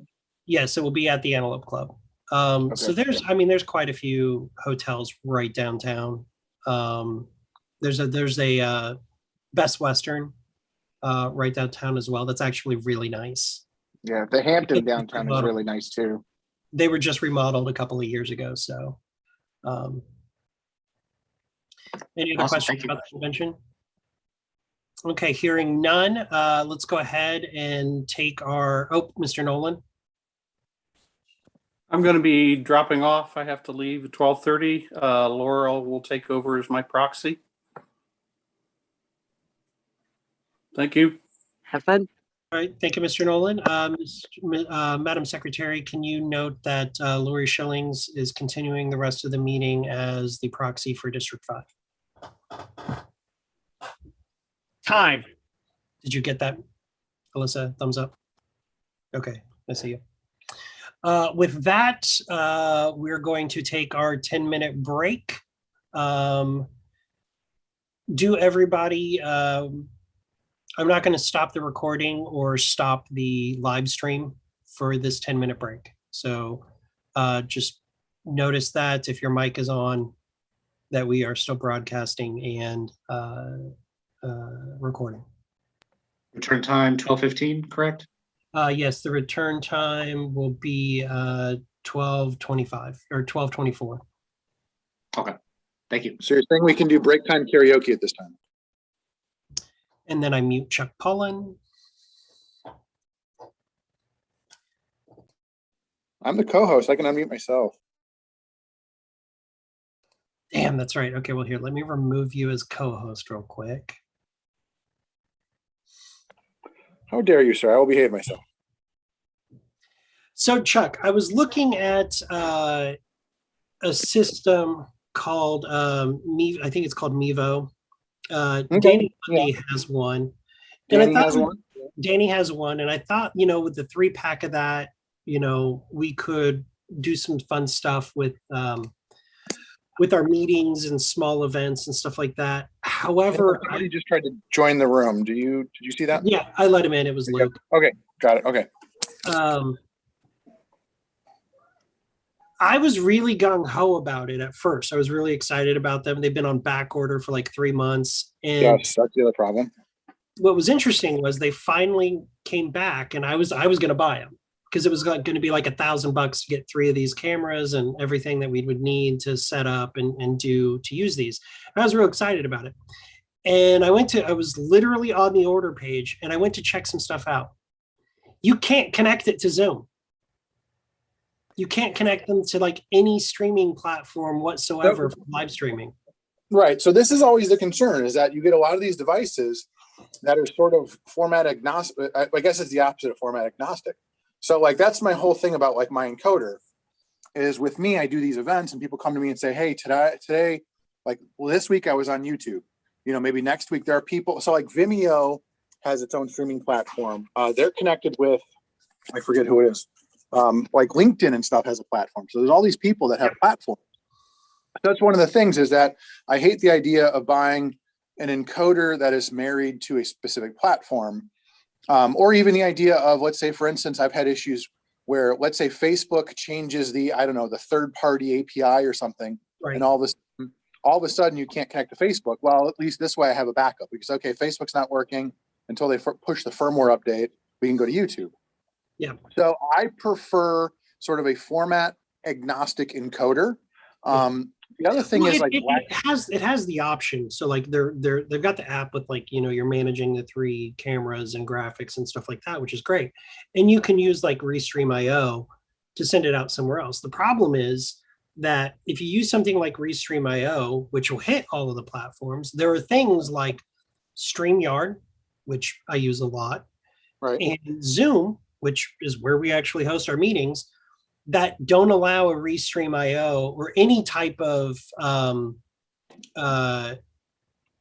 RMTP camera into as a camera feed. You'd have to have their app, use that through Restream IO, then do like Streamlabs or OBS to input the camera feed, to then output that to Zoom. So ideally, I mean, so like a lot of times when I'm dealing with like city councils and stuff, so like there's another device called a Pearl, and I've been hearing more about it. I was not a fan at first, but I mean, literally it's a device where it's an all-in-one hardware solution where you literally just hit go. Do you know what I mean? So once it's programmed, whoever, your secretary, whoever, just hits stream and you're done, just like we do on Zoom. Then you don't have to worry too much about it. So that's one of the things I would look at, or even like the Black Magic has an encoder and stuff like that. So it really, but I guess the other question is, like, once you have 3 cameras, now who's going to sit there and switch cameras the whole time? Do you know what I mean? Well, Morgan's been working on finding a volunteer, and that's the thing is, you know, but before we have the volunteer, we have to have the thing for them to do. You know what I mean? Well, in the Mevo, you can start with, you should be able to start with 1, right? So how about we get 1, like if you want to do the Mevo route, you get 1 Mevo and go from there, but you're saying you don't want to go that route at all? Right. Well, because the Mevo route is going to require not only the app being loaded on, you know, a tablet or a phone system, but then now we're also going to have a computer set up, right, that will then connect to Zoom that's running OBS or Streamlabs or something like that to bring in the feed from Mevo, Mevo app. And that just seems really complicated. So, I mean, so one of the things that I'm doing, like with churches and stuff, is we're doing NDI PTZ cameras. So literally imagine all you have to do is just plug in 1 network cable. So, I mean, even the idea of we build a little fly pack that has a laptop and a PoE switch. Okay. Now you can add as many cameras as you want. So we can have 1 or 2 for meetings, and then we can have, you know, 5 of them for the convention or whatever. Do you know what I mean? Yeah. And so that would be the thing. Or just, you know, during the convention, I'll bring in an audio encoder or whatever we need. So, I mean, I would say that's almost the thing is, you know, instead of starting out with 3 cameras, have a system where you can grow and say, okay, let's start with 1 camera. Do we need 2? Okay, here's 2, you know, kind of build up to it. Okay. So can you put together an option for me? Let's do, I think the minimum that we would ever need would be, or the minimum is 3 cameras, but being able to expand to 8 cameras. But like where else would we use it besides the Antelope Club? What other applications? Oh, I want to go and do events. I want to do every event that we're doing. When I'm traveling around the state, I want a camera on me, a camera on a speaker, and a camera on the audience.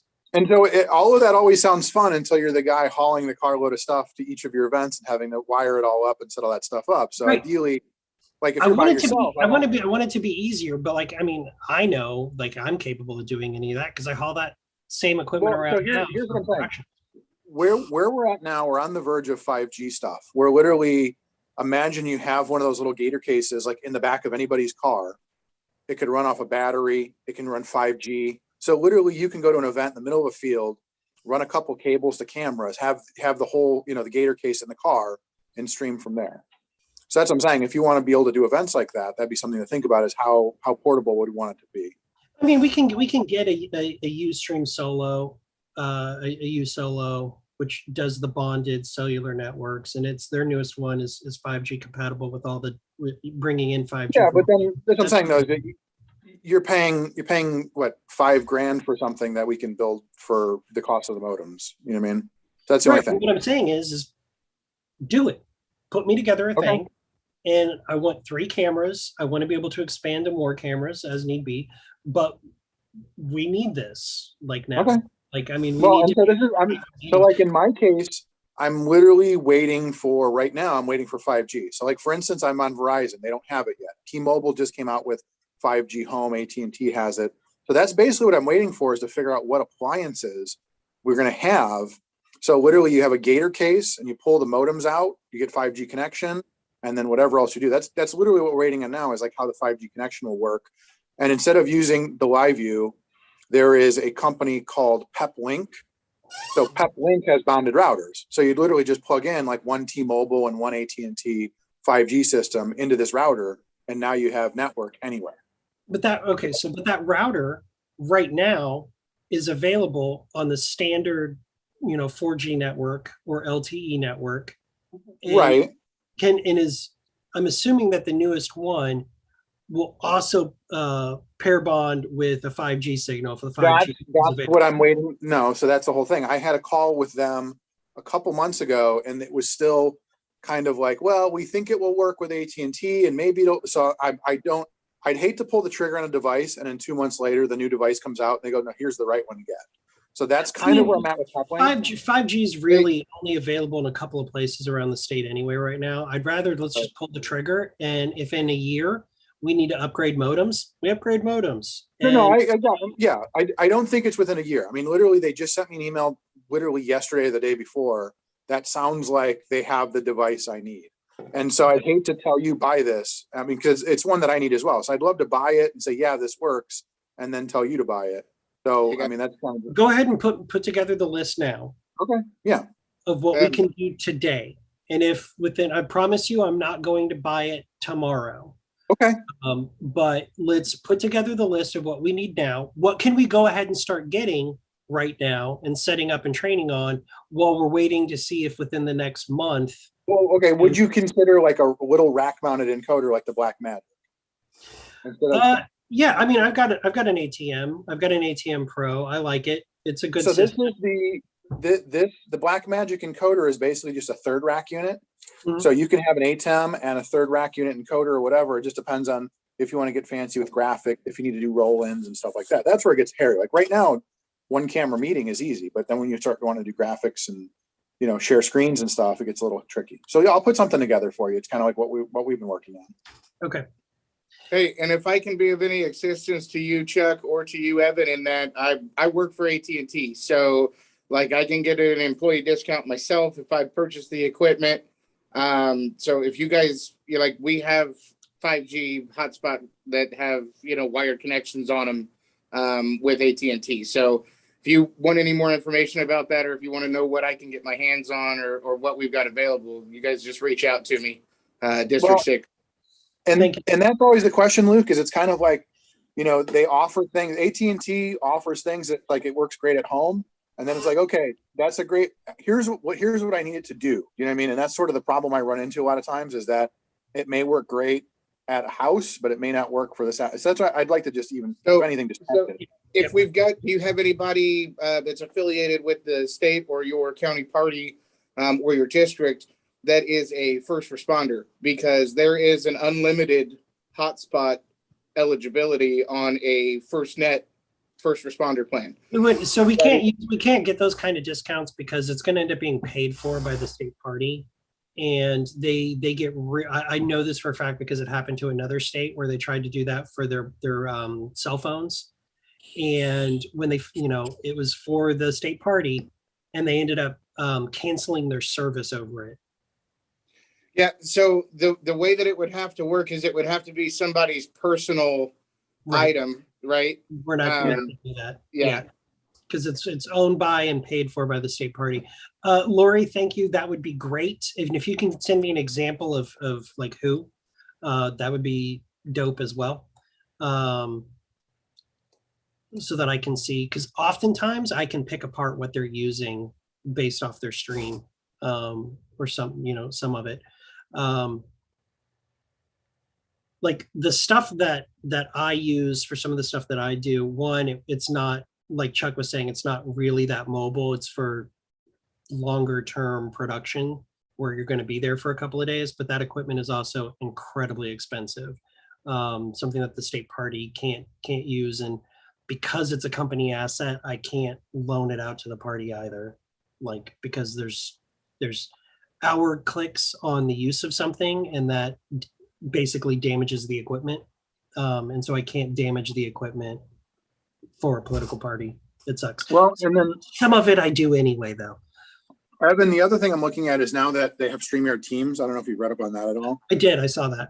Yep. So, I mean, I'm kind of thinking about using, I mean, I'm wanting to play with this week, the idea of using StreamYard Teams and bringing in multiple feeds from one location. Yeah. So like this week I did a stream where we did StreamYard to YouTube because it was, you know, I had one good encoder feeding StreamYard locally, and then we had guests from all over the country join on StreamYard. And so what I'd like to see is, can I basically bring in multiple formats? So like imagine in our case, what I did, I had the camera coming in as one source, and I had like the slideshow coming in as a second guest in StreamYards. So if Teams does what I think it does, that may be a great solution as well. It might. I haven't played around with it yet, but I did look at it. I think you have to put the kibosh on Nerd Talk and go back to the meeting. Yep. Okay. Mr. Solomon, is okay? Your point of order. Okay. Your point of order is noted, sir. The time is 10:27, and we are coming back into our meeting officially now. The next item on the agenda is unfinished business, 2022 elections. Please be reaching out to people within your district, asking them to run for office, either for local office on the county, city level, and then on the state level, you know, and don't worry about overlap. If we have contested races, that's perfectly fine. But, you know, let's help us get as many candidates as possible. If everybody can come back in so I could see your lovely faces instead of, because we need to make sure everybody's back here. There's Jay. Kent, are you here? I see Kent. Morgan, are you here? Yes, you'll have to sell it for my lovely mug instead. Okay, there's Lori. Hi, Lori. Okay, cool. So that's really all I had on the 2020 elections. We'll be doing more and more of that. It's going to be a recurring item on our agenda, just like the convention. Those two things are going to stay on there permanently. Some meetings will have more, some meetings will have less to cover. Any questions about the 2022 elections? I just had a quick comment. If Mr. Lundy is still on Ms. Schilling's line, wanted to thank him for shooting me over the candidate manual. I've distributed that out to my after 5 times I asked somebody else. Yeah, so thanks, Danny, for sending me that. I got that out to all my chairs, and now I get to whip them weekly about reading it and making their people read it.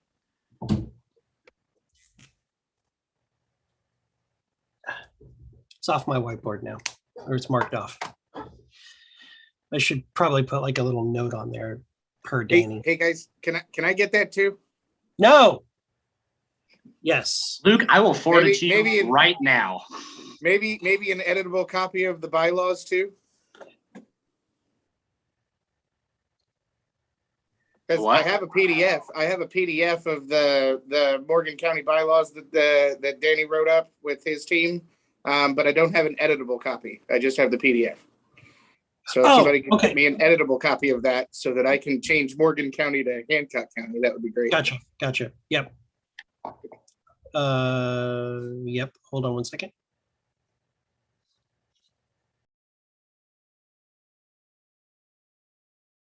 I don't want to get point of ordered again by Jay. Luke, I'm sending you the candidate manual right now. We're within the time. So awesome. Thank you. So it's actually on topic, so he can't. Okay, I will send that over to you, Luke, the template bylaws that we use for county parties. Anything else? Okay, membership drive reports. Like I said before, our membership numbers are up. We did take a dip this month in our state party members, just from people not renewing. I did discover with Andy from the National Party that other than people who are automatically renewing for their annual memberships, they actually had inadvertently turned off our email notification asking people or reminding them to renew. And we discovered that Friday. So it got turned back on Friday. So I think some of those are people who don't know that they've lapsed. And so what we normally do is we go through and we see who's lapsed, and then we email them and say, hey, you've lapsed, re-up, yo. And then we set a time limit from that, and then have Morgan call them and renew is the plan. National membership, obviously, like I said earlier, we increased. We did a really good job. It ended up being about 535. We did an amazing job. We ended up picking up an extra delegate. Colorado added like 160 people. Not quite sure how that happened, that they added like 160 people in 30 days. It probably helps that they have voter registration that they can pull from and see exactly who's already inclined to support them, as opposed to here in Indiana. Yeah. Yeah, I think it also helps that, you know, people are getting the veil lifted off of their eyes from Democratic Party right now. That probably helps. There's a lot of imports into Colorado I know that came from Indiana and were more right-leaning than hardcore leftists. So but so yeah, membership's up. Membership's doing pretty well. We've added, and we still continue to add triple members. Just this month, I know we added about 11 triple members, which was after the big push. So that's good. And those are automatically renewing too. So those people will automatically be renewed when it comes time for the 2022 convention push, or not 2022, 2024 convention push. I know that seems like a long way away. My goal would be for us to triple our state party membership and double our national party membership by the 2024 cutoff. So by October 31st of 2023, that we've doubled our national party membership. Any questions on that item? Ms. Holland. Yeah, just a quick question, and this may be kind of a stupid question. Could you, the last meeting, you talked about the triple membership and the advantages to the party, and I want to do that. Is there a nutshell way you could explain that one more time, how that works? Right. So what the triple membership is to be a member of both the state and national party, you have to give $25 to both. Before, you would go to the state party's website and do it, and then you go to the national party's website and do it. We have the triple member program, which is $60 a year, and that we take $25 for the state, and then the state party sends $25 to national on your behalf to secure your national party membership. It's called bundling. But we also, so there's an extra $10 there, because 25 and 25 is 50, not 60. That extra $10 goes to your local county party. So that just helps them on the local front. And then that secures your membership, both the state and the national party for the next year, and $10 for the county party. And you get a lovely little porcupine pin that has 3 little stars on it for the triple membership program. Now, what is the advantage to the party for the number of triple memberships? That was. So our delegation size for the national party is based on 2 things. It's based on how many votes we got for the most recent presidential election, and how many what's called bylaws sustaining members. And a bylaws sustaining member is somebody who's donated $25 within the last 12 months and has signed the member pledge, which is the NAP, the non-aggression pledge. If you check that box on the form that you agree, aggression is bad, initiating aggression is bad, and you gave $25, then you're what's called a bylaws sustaining member. They count up how many bylaws sustaining members you have, and you get one for, and I don't even remember what the number is, but they count it up, and that determines how many delegates you get. Now, if a state party is within the top 10 of national delegates or national bylaw sustaining members, we get automatic appointments. We, as the state party, get to appoint someone to a couple of boards and committees at the national party. Also, the top 10 are in the front row at the convention. So like when C-SPAN and places like that are covering the convention, your state party is right up front. And that's purely determined by how many triple members. How many members, how many bylaw sustaining members? Bylaw sustaining. We do the triple membership program as an easy way to get you to be a national party member. We also do it to take it away from the national party. So we do it on our own.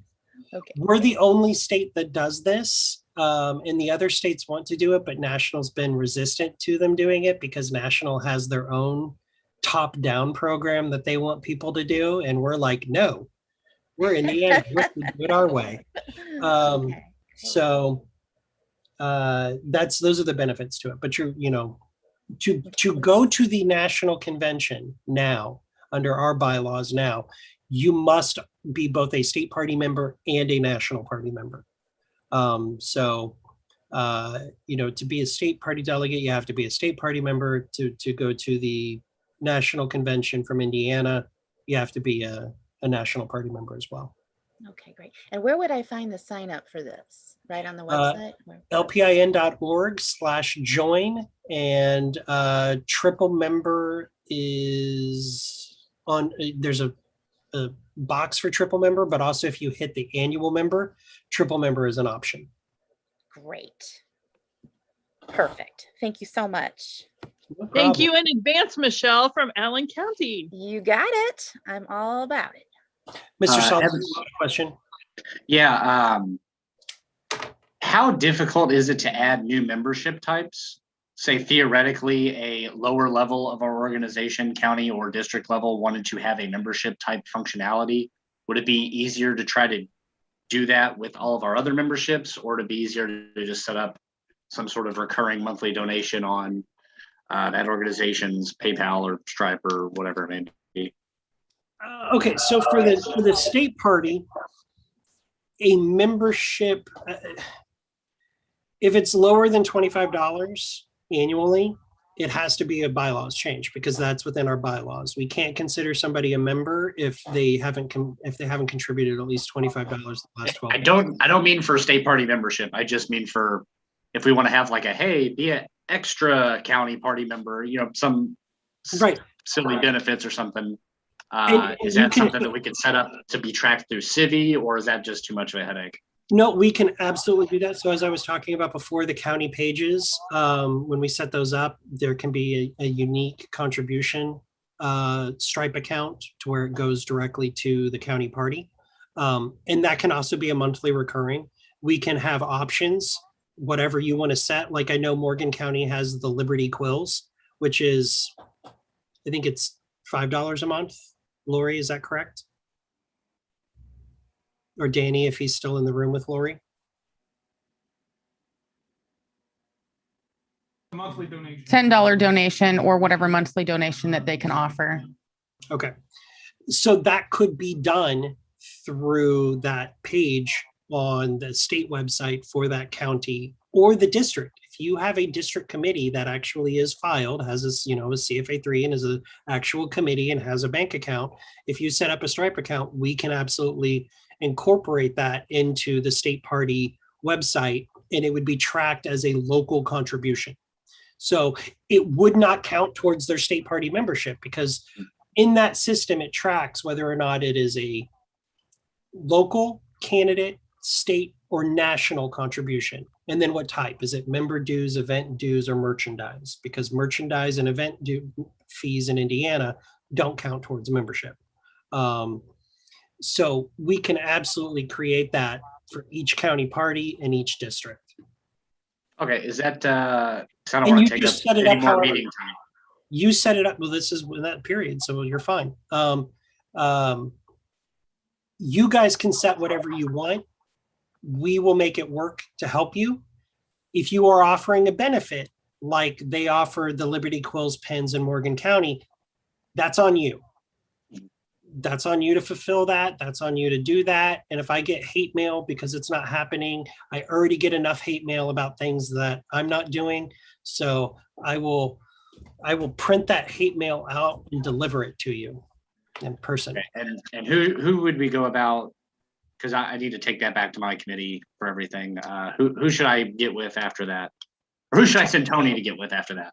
You should talk to both me and we'll use you guys as the example. We'll do you guys first. CC, email me and Mr. Hagerman at tech@lpin.org. Okay. And we'll get you connected with that. Okay. Thank you, sir. Mm-hmm.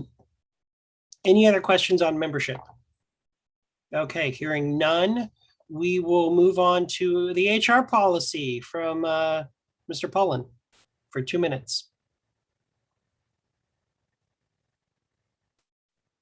Mr. Pullen? At the last meeting, we talked about presenting in December. I know, it's still got to be on the calendar. Okay.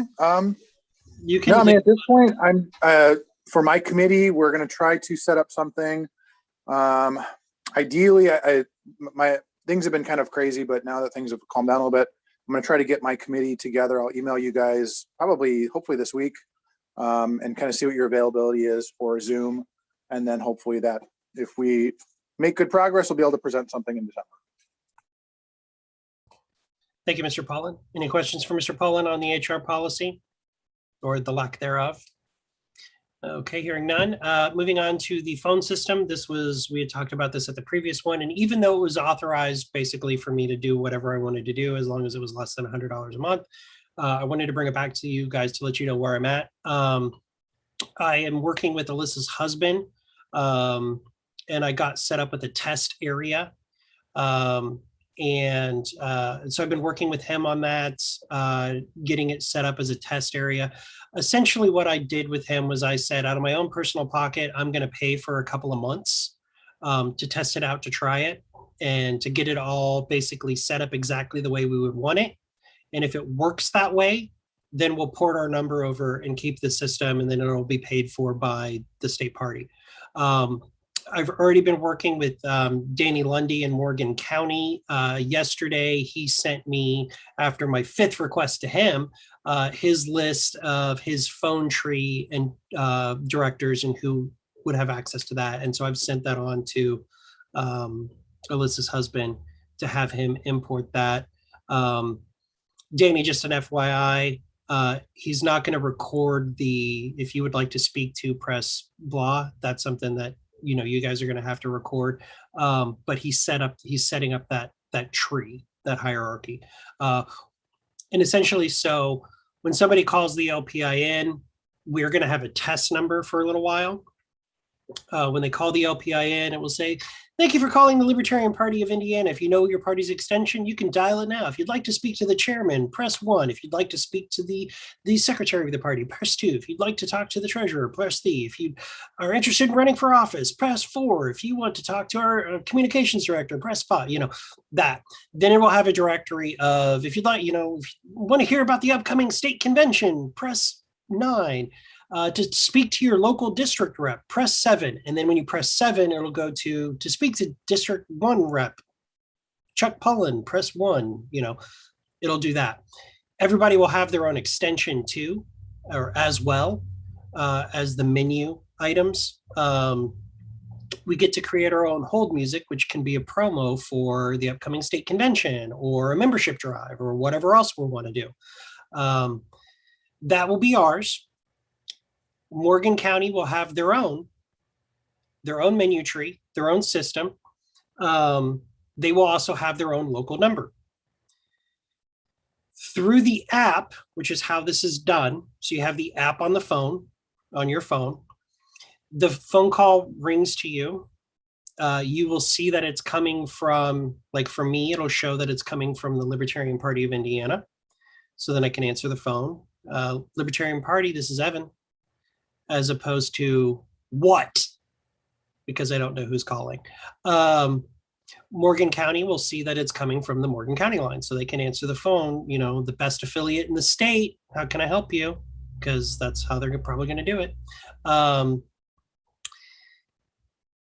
They're completely separate, but under our account, we can have unlimited of them. We have unlimited minutes, unlimited text messages as well. So if somebody texts our state party number, we can respond to them in the app via text. But the really important cool feature is if you miss a call and you want to call that person back and you call them back from the app, you're not showing your personal cell phone number. It's showing the state party's number and the state party's caller ID. And it would be the same for Morgan County. So now when you're calling people, you can call through the app and you don't have to worry about giving out your private phone number, which I wish I had before I became chair. So then maybe I could stop getting phone calls at, 11 o'clock at night or 4 o'clock in the morning. Which is, so yeah, that's going. My timeline is to have this up and running fully by the end of December. I'm giving myself some leeway and some time here. I think it'll be done before that, but my goal is to have it up and running before the first of the year, including Morgan County being fully up and running. And then the deal is every county party will have access to this if they want it, but it's $10 a month. And I think we agreed that it was paid in 6-month intervals. I think that's what we talked about at the last county party meeting. That's funny, Jay. Any questions about the phone system? Nope. Okay, hearing none. Moving on to new business. We're almost done, folks. Newsletter. We are going to put out the newsletter very similar to what Pennsylvania did. I showed it to you guys at the last meeting. That is going to happen. I'm going to have a chair's report. There's going to be a vice chair's report. I would like all of the directors to write a column. Let's do between 500 and 750 words on whatever you want. It doesn't have to be a report. It can be what you'd like to see happen, what you need from people. Whatever you want, write it up. I'll either accept it or reject it. I would like something written from each of the districts as well, 250 to 500 words update on what's going on in your county or in your district. We're also going to accept articles, again, 500 to 750 words in length from any candidate, nominated or not, any candidate, any member, and the counties. I would like for each of you, Chuck, this is going to be difficult for you, Mr. Poland, since there are two Chucks. Ask at least one county to submit something from your district about their experiences, what they've got going on, what's going on in the future, what their goals are, how they're growing, whatever, a local policy issue that they're battling, whatever. Have at least one county submit something. Not everybody's going to be included. Some may be pushed off into another edition. But we want something from the counties, any member that wants to submit anything. There will also be advertising space. We're not going to have that for this first one, but we're going to have placeholders that say your ad here in the next edition. This will go out quarterly. The 1994 Society monthly newsletter will also go out monthly, but that will be something that me and Michelle develop the content for that each month, because that's going to be more focused on the spotlight of what the state party has accomplished. in the past month. And you have some hands. I know. I see them. The deadline submission for that will be December 15th. And that's going to be a very tight submission deadline, but I know you people. And so I know you need a little extra time. So December 15th, if it's not received by end of business on December 15th, it won't be, I'll be angry. Let's see. Did that answer your question, Mr. Rigg? Yes, it did. Thank you, Mr. Chair. Okay, Mr. Solomon, you have a question? Yes, Mr. Chair. I was wondering, I would really like to see some writings by our actual elected officials. I think highlighting them and what they are doing would be a valuable addition to that. And then for my actual question, you had mentioned columns individual of, district or director reports or anything like that. Was there a particular length in mind? Because 500 words is tight for me to say much. Sorry about your luck, buddy. So for the columns too, you're looking at 500 words? Between 500 and 750 for individual columns, between 500 and because those are probably going to be policy issue things. There will be longer columns. Like I'm going to ask Michelle to go and interview somebody specifically, in which case that will be a longer feature, if you will. Those will be questions and answers, that'll be a longer feature. But yeah, 500 to 750 words for a column from a member, 250 to 500 for district and county parties. Because those are just spotlights. Well, you had mentioned additional columns on whatever topic. So as a district rep, could I submit a district report and then also like, hey, here's a musing or here's a policy highlighter or something like that on my own? You could, however, we'll probably also give preference to another member. You know what I mean? Does that make sense? Do you know what I'm saying? Yeah. Okay. And I feel like, if I have something and it gets bumped, you can just recycle it another month. Like, and unless it's that's something exactly, and that's the other thing too, is where we might also include it in an email newsletter as opposed to the printed one. It may go into the 94 Society one, which is monthly, or it gets bumped to the next quarterly. And if it's really not time sensitive, maybe it's later down the line. We're not just going to take everything each, the deadline and be like, okay, we're going to use these 11 things. The other 30 go in the garbage. They get saved and used when yours is going in the garbage, but Oh, wow. I was going to say it'd be Christie's, but damn, now I'm on the chopping block. Miss Avery, you have a question? Welcome to the chopping block, Jay. I just wanted a clarification because I think the first time you said it, you put 500 to 750 for county parties. And then the second time you went through, you threw county parties up with the district at 250 to 500. So I just want to clarify which one you want. I am sorry about that.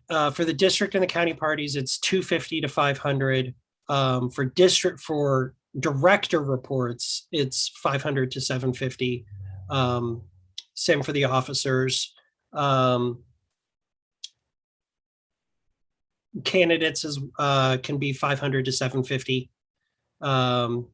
Columns from individual members, 500 to 750. And if a county wants to go, if a county has something specific, like in the case of, District 2 and Marshall County with the Bourbon situation, I went to Elizabeth and asked her to write something up specifically for the national spotlight. That was a longer thing. I think it was 500 to 750 is what she wrote up. So if you have something longer, do write it up. If it's a specific single issue, when I'm saying the 250 to 500, that's a county spotlight. Essentially, it's like, hey, at our, we're having our county convention on January 15th, and here's the follow-up. At our county convention that we held in January, we nominated 15 candidates for local office, which is the most we've ever had in our newly affiliated county. You can find out more about them at this link. That kind of spotlight. Does that make sense? Christy? Yes, thank you. Okay. And if they have something longer, like an issue like bourbon, go ahead and send it to us. And they can send that at any time because we may put it on the website. We may send it out as a press release. We may put it in the newsletter. Whenever that content can come in, we're going to use it. We're always going to have a need for more and more content, especially on the local level. The first publication date will be January 1st. And they will be done quarterly, and the official date will be the first of that first month of that quarter. Does that make sense? Okay. The 94 Society will also be the first of each month. Quick Mr. question. Pollan, hold on, Mr. Lomax, wait to be called on. Mr. Pollan? Okay, so I was basically going to say, do we want to talk about having a regular, like a monthly editors Zoom or something like that to go over this stuff and kind of see where we're at? That would be dope. Coordinate that with Ms. Holiday as the comms director.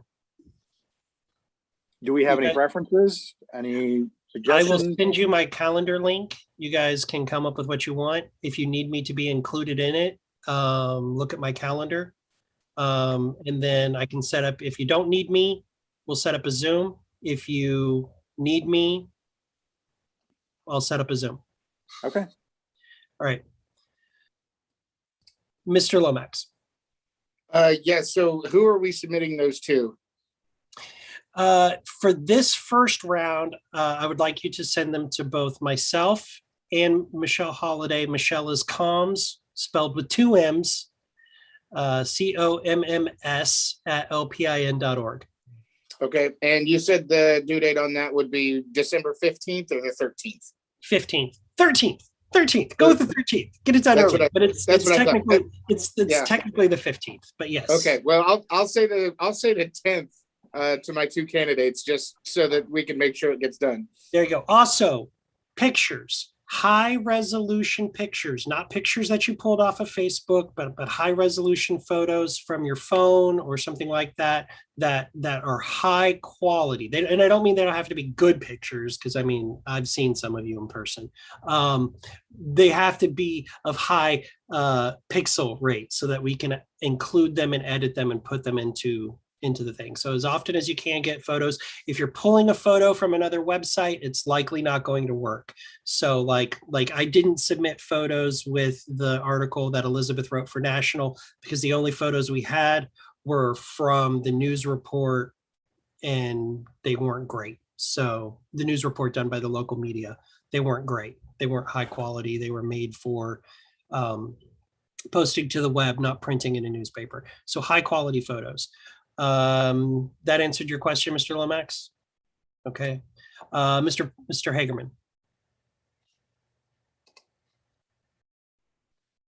Yeah, so I would suggest that maybe we should submit at least 2 articles this first round because you may get some duplicate people talk about the same issue and you may not want to put two of them in.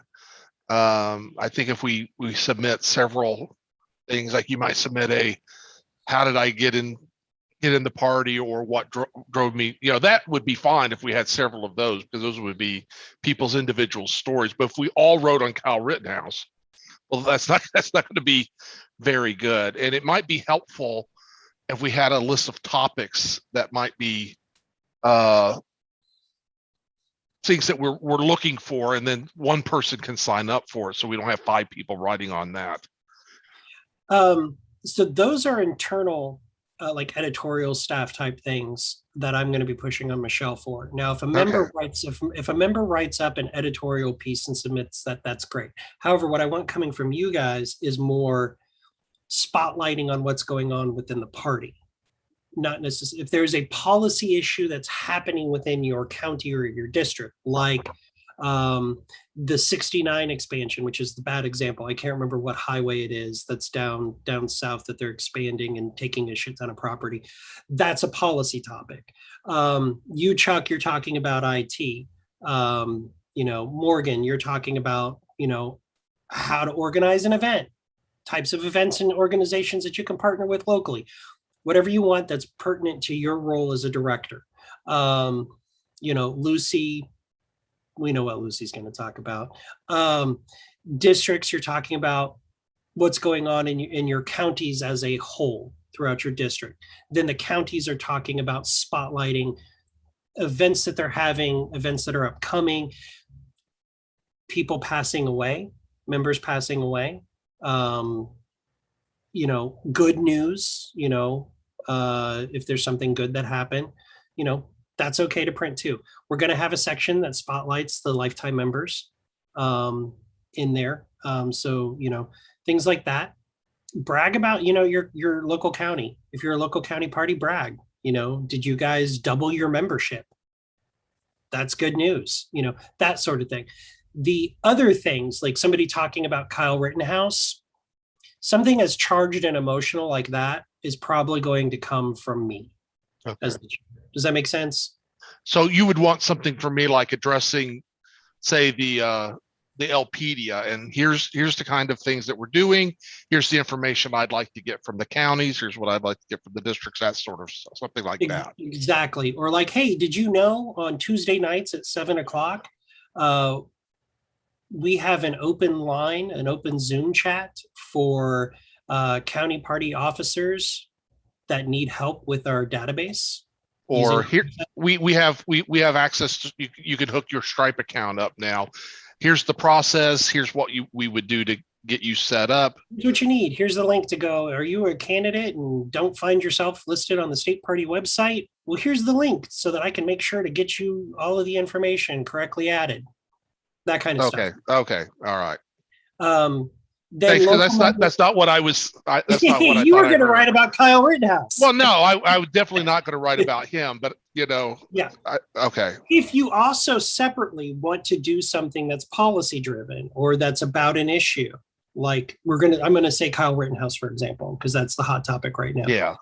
Then you can submit that. Do that too. You could do that too. Doesn't mean it's going to be included, but you could do that too. Any member who feels passionately about something, put it in there. If you are one of the handful of people who sent me an email, text message, phone call, or Facebook message or tweet about my silence on the latest New Hampshire tweet, write an article about why you think my policy of not giving out-of-state controversy oxygen is bad. I'll print it with a little note underneath it that says they're wrong. But if a member wants to write something as an editorial piece, we will consider putting that in there as well, especially if it's something timely or relevant. If it's something from if you're wanting to write about Kyle Rittenhouse in the fourth quarter of 2022 issue, it might not necessarily be relevant. Does that make sense? It was Mr. Rigg, then Mr. Lomax. Mr. Rigg. Actually, it's Mr. Lomax first, then me. Okay, Mr. Lomax. So, quick question: for the candidates, is there any specific wording that they have to use if they're not actually nominated yet? So do they have to say that they're potential candidates, or that they're in an exploratory candidacy, or how do you want them to word that if they're not actually nominated yet? First of all, there is no exploratory candidacy. Okay. That's not a thing unless you're running for federal office. They would say, I'm a candidate seeking the party's nomination. I'm a libertarian seeking our party's nomination, because this is going to party members. Yes, it will be left hopefully on countertops and coffee tables and in public places and in libraries where people can pick it up and read it. That is the goal. And that's why we'll send extra copies to county chairs. But this is mostly your audience is party members. We're using this as a mechanism to increase engagement with local members, have them more involved with you as a county party, you as a district, and then also see the things that are happening on the state level so that they're wanting to be more either time committed or financially committed to the growth of the party. So that's the goal. You as a candidate, if you're pre-nomination, you're seeking their support at the state or county convention. If it's post-nomination, you're seeking their support on your policy issue or to come out and volunteer or donate or whatever. Does that make sense? Got it. Okay. Thank you. Mr. Rick. Yes, I wanted to mention, you'd mentioned like one of the things I could do as far as submissions would be to work with the counties and like mention like what the counties are doing. I wanted to add another idea. By the way, was that correct? That was like what you wanted for me as far as submissions as field director was to coordinate with the counties as far as like events or right. that kind of Yes. Okay. Well, I wanted to add another idea I had as far as for submissions, and that is to mention particular acts by volunteers or by local parties. How's that sound? Absolutely. Okay, we'll do. Thank you. I'm going to have a volunteer spotlight that I'm going to do that will be chosen by me each quarter. It will also be in the 94 Society where I'll highlight somebody. And that's going to be chosen by me based off of what I am seeing. Basically, if it bubbles up to me being able to see it, then it's something you should get props for. Does that make sense? Yep, it does. Is there any other discussion on the newsletter? All right, hearing none. That is all of the agenda items. Oh, wait, no, I'm sorry. There is one additional item that I forgot. Item D. Mr. Solomon from District 8 has a request, and I'm going to speak on it for you for a second here, Mr. Solomon. Okay. I'll think fair. Every district is allotted a certain amount of money. Mr. Schulteis, can you confirm what that is for this period? Because I know we lowered it. I thought it was around $200, but it might be like, it's like either 180 or 200. I can't remember. It was originally 250. I don't recall lowering it. We lowered it in the budget this year. So I think it was 200. In either case, that money is allocated to the counties to pay for events, for printing, for entry into a parade, or those types of physical activities that can be reported back. District 8 has an office building and they're falling a little short on fundraising. They have a process in place to increase fundraising. But it hasn't been put in place yet. And they would like to request their allocation, their annual allocation, to be able to go towards paying for their office expenses. Since that's not, we've never said like, we limit what the district can spend the money on. It's typically up to you. However, since that falls outside of the stated intent and purpose when we decided to do that, I felt it was necessary for Mr. Solomon to ask for consent from the board to use that money on that purpose. I just didn't feel okay just making it a blanket authorization, knowing that. I will state I'm perfectly okay with it. I think it's perfectly fine. I think having an office for the district advances the purpose. They're able to hold events. They do events for their counties. They hold their district meetings there. They do fundraisers for the county party there. I'm perfectly okay with it. I just felt ethically that it was something that needed to be discussed by the full board at this point, because it's not something that we had intended that to be used for. So with that, I'm going to turn it over to Mr. Solomon. Thanks, Evan. You said a lot of what I was prepared to explain, so I will keep it shorter. Yeah, so I understand the intent is to help events go physically, and the building has been a cornerstone of making that happen for us. For those of you that weren't aware, my predecessor, Mr. Haynes, lived in Vincennes in Knox County, close to our office. And what we've done in District 8 is we've taken literature and banners and tables and all those materials and kind of consolidated it as district resources. So if there is an event in Vandenberg County one week, we can loan them out the stuff. And then if there's an event in Du Bois County the next week, we can take the same amount of stuff and shift it over so that we don't have a lot of repetitiveness in our material costs. With Mr. Haynes' unique situation, the way this was done was he personally drove this equipment to every county in the district. which was awesome, but that is an absolutely unreasonable expectation for a district rep to do, for an unpaid volunteer position to do. I can't do that. And I was very clear to all the county chairs that I wish I could, but like I'm not a roadie. That's not in the job description. And to further highlight that point, this is District 8. It is massive. It takes me 3 hours to get to some places, being on the southern end. So what we've done is we've kept the materials there, and our chairs coordinate with a shared calendar, and they say, hey, I have an event here. There's no coordination. I'll drive my way, an hour, 45 minutes, 30 minutes, whatever it is, to Knox County, which is a central location in the district, get those materials, do the event, bring it back, drop it off.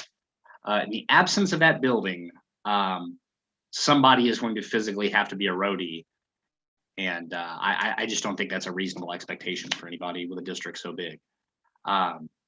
So with that, there are costs associated with it. There is electricity bills, water bills, and rent to Mr. Bargada. It's low rent, to be fair. Our fundraising efforts have kind of stalled out a little bit. We have established a fundraising committee to brainstorm ideas. Part of that was what I was talking with Evan about earlier, about setting up some sort of recurring donation through Civi to make that easier to track. But as of right now, we are just under where we need to be to make costs for December. So to give us a couple extra weeks of buffer time to finalize and implement some of our fundraising efforts, I would like to request that disbursement of $200 for the building maintenance to cover that gap. And that is the motion I'm making. So instead of making a motion, here's what I'm going to do. I'm going to add, Ms. Avery, you have a question? I'm just wondering if in the past, the district allotment has also gone to that purpose, because it seems to me that it maybe has, but maybe I'm mistaken. I don't know, but probably. I don't believe so. They've only had the building since last year. They just got it right before this administration. So I don't believe last year's allotment went to the building fund. I believe it went to it. No, I know it didn't. It went to the barbecue. You sure they haven't had the building longer than that? Yeah, they just got it this year. The first convention, District 8 convention was held there was that this is year. not accurate. The building was already. Oh, I guess it was 2020, not 20. No, Yeah, because I started getting involved last November, and the building was already, it had signs up and it was listed as addresses on bank accounts, and I don't know how long it had been in the district's possession before that, but it definitely before last November. I don't remember Haynes ever asking for funds for that. I don't think so. I don't think we've ever done it before. That I don't know. So instead of doing a motion, here's what I would do. Is there anybody that has objection to it?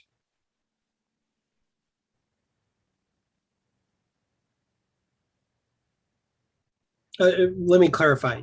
Does anybody have any objection to this allotment just being authorized as a standard district authorization or district allotment? Okay, then Mr. Solomon, after we've had this discussion in the forum, I'm just going to say that falls within the bounds of the standard discretionary practice of the district to use the funds for what they want. So just make your request to the treasurer for that allotment. I think, could I request clarification? Because it seems like yourself and Mr. Schulteis have differing memories on whether that allotment is 200 or 250. And if it has been changed, could I request documentation of that? It was changed in the budget when the budget was passed. last year.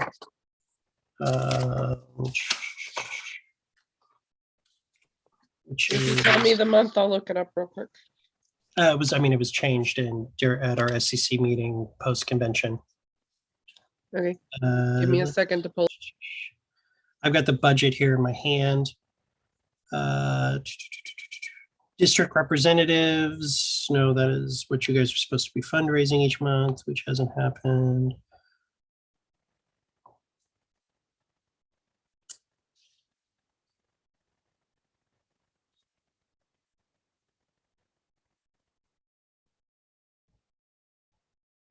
District allotments, 187.50.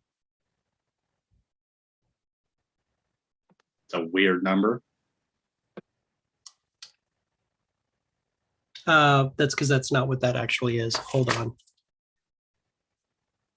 It's 187.50. Give me 1 second.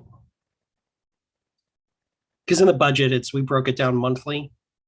So it's 187.50 times 12 divided by 9 equals 250. Okay, so no, it did stay the same. Sorry about that confusion. I will have my treasurer contact Mr. Schulteis about that.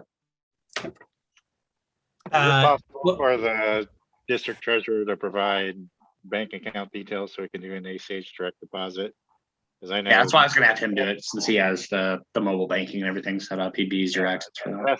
Checks to the office were complicated since you have such a very long name that doesn't fit in our check processing process.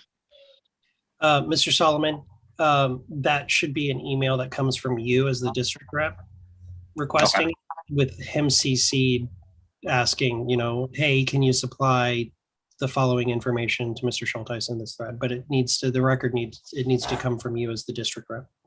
Okay, and Michael, I missed the first part of what you said. There's some sort of issue with the long name?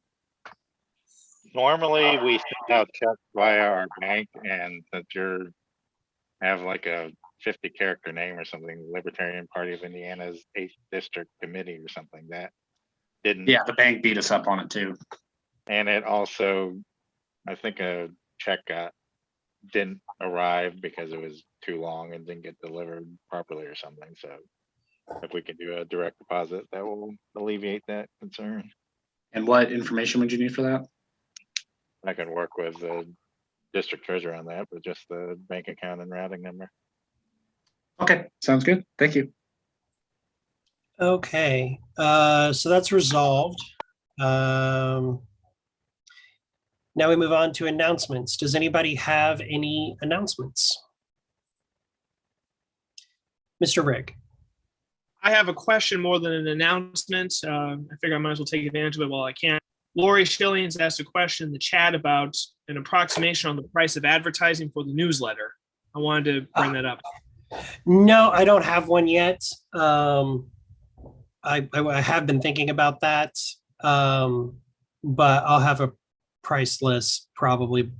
We'll definitely have one before we go to publication, even though we're not intending to necessarily sell ad spaces in this first one. If they do sell, that's fine. We'll totally put them in. But I don't have it right now. If you have suggestions, I'm happy to hear them. Ms. Schillings. I don't know the length of your newsletter or the cost associated to produce it to give you a proper estimate on sizing or your column width to divide that. Okay. Any other announcements? So I dropped it in the chat, but just in case anybody missed it, the Reason Foundation just published their annual highway report. So a libertarian perspective on highway management. So if anybody has any interest in highway policy beyond my roads, because that's always frequent criticism, right? I would highly recommend checking that out. It really goes item by item on where Indiana is deficient on its highway, which is a lot of places. Listen, it's a moot point now anyway, now that the House has passed the Build Back Better the Democrat Make America Great Again thing. So it's, roads are going to be, they're going to be great. They're going to be just absolutely, Yeah. they're going to be better. Indiana's getting what, 8.8 billion Yeah. for It's gonna infrastructure. be huge. We're gonna have the Gonna be best huge. roads.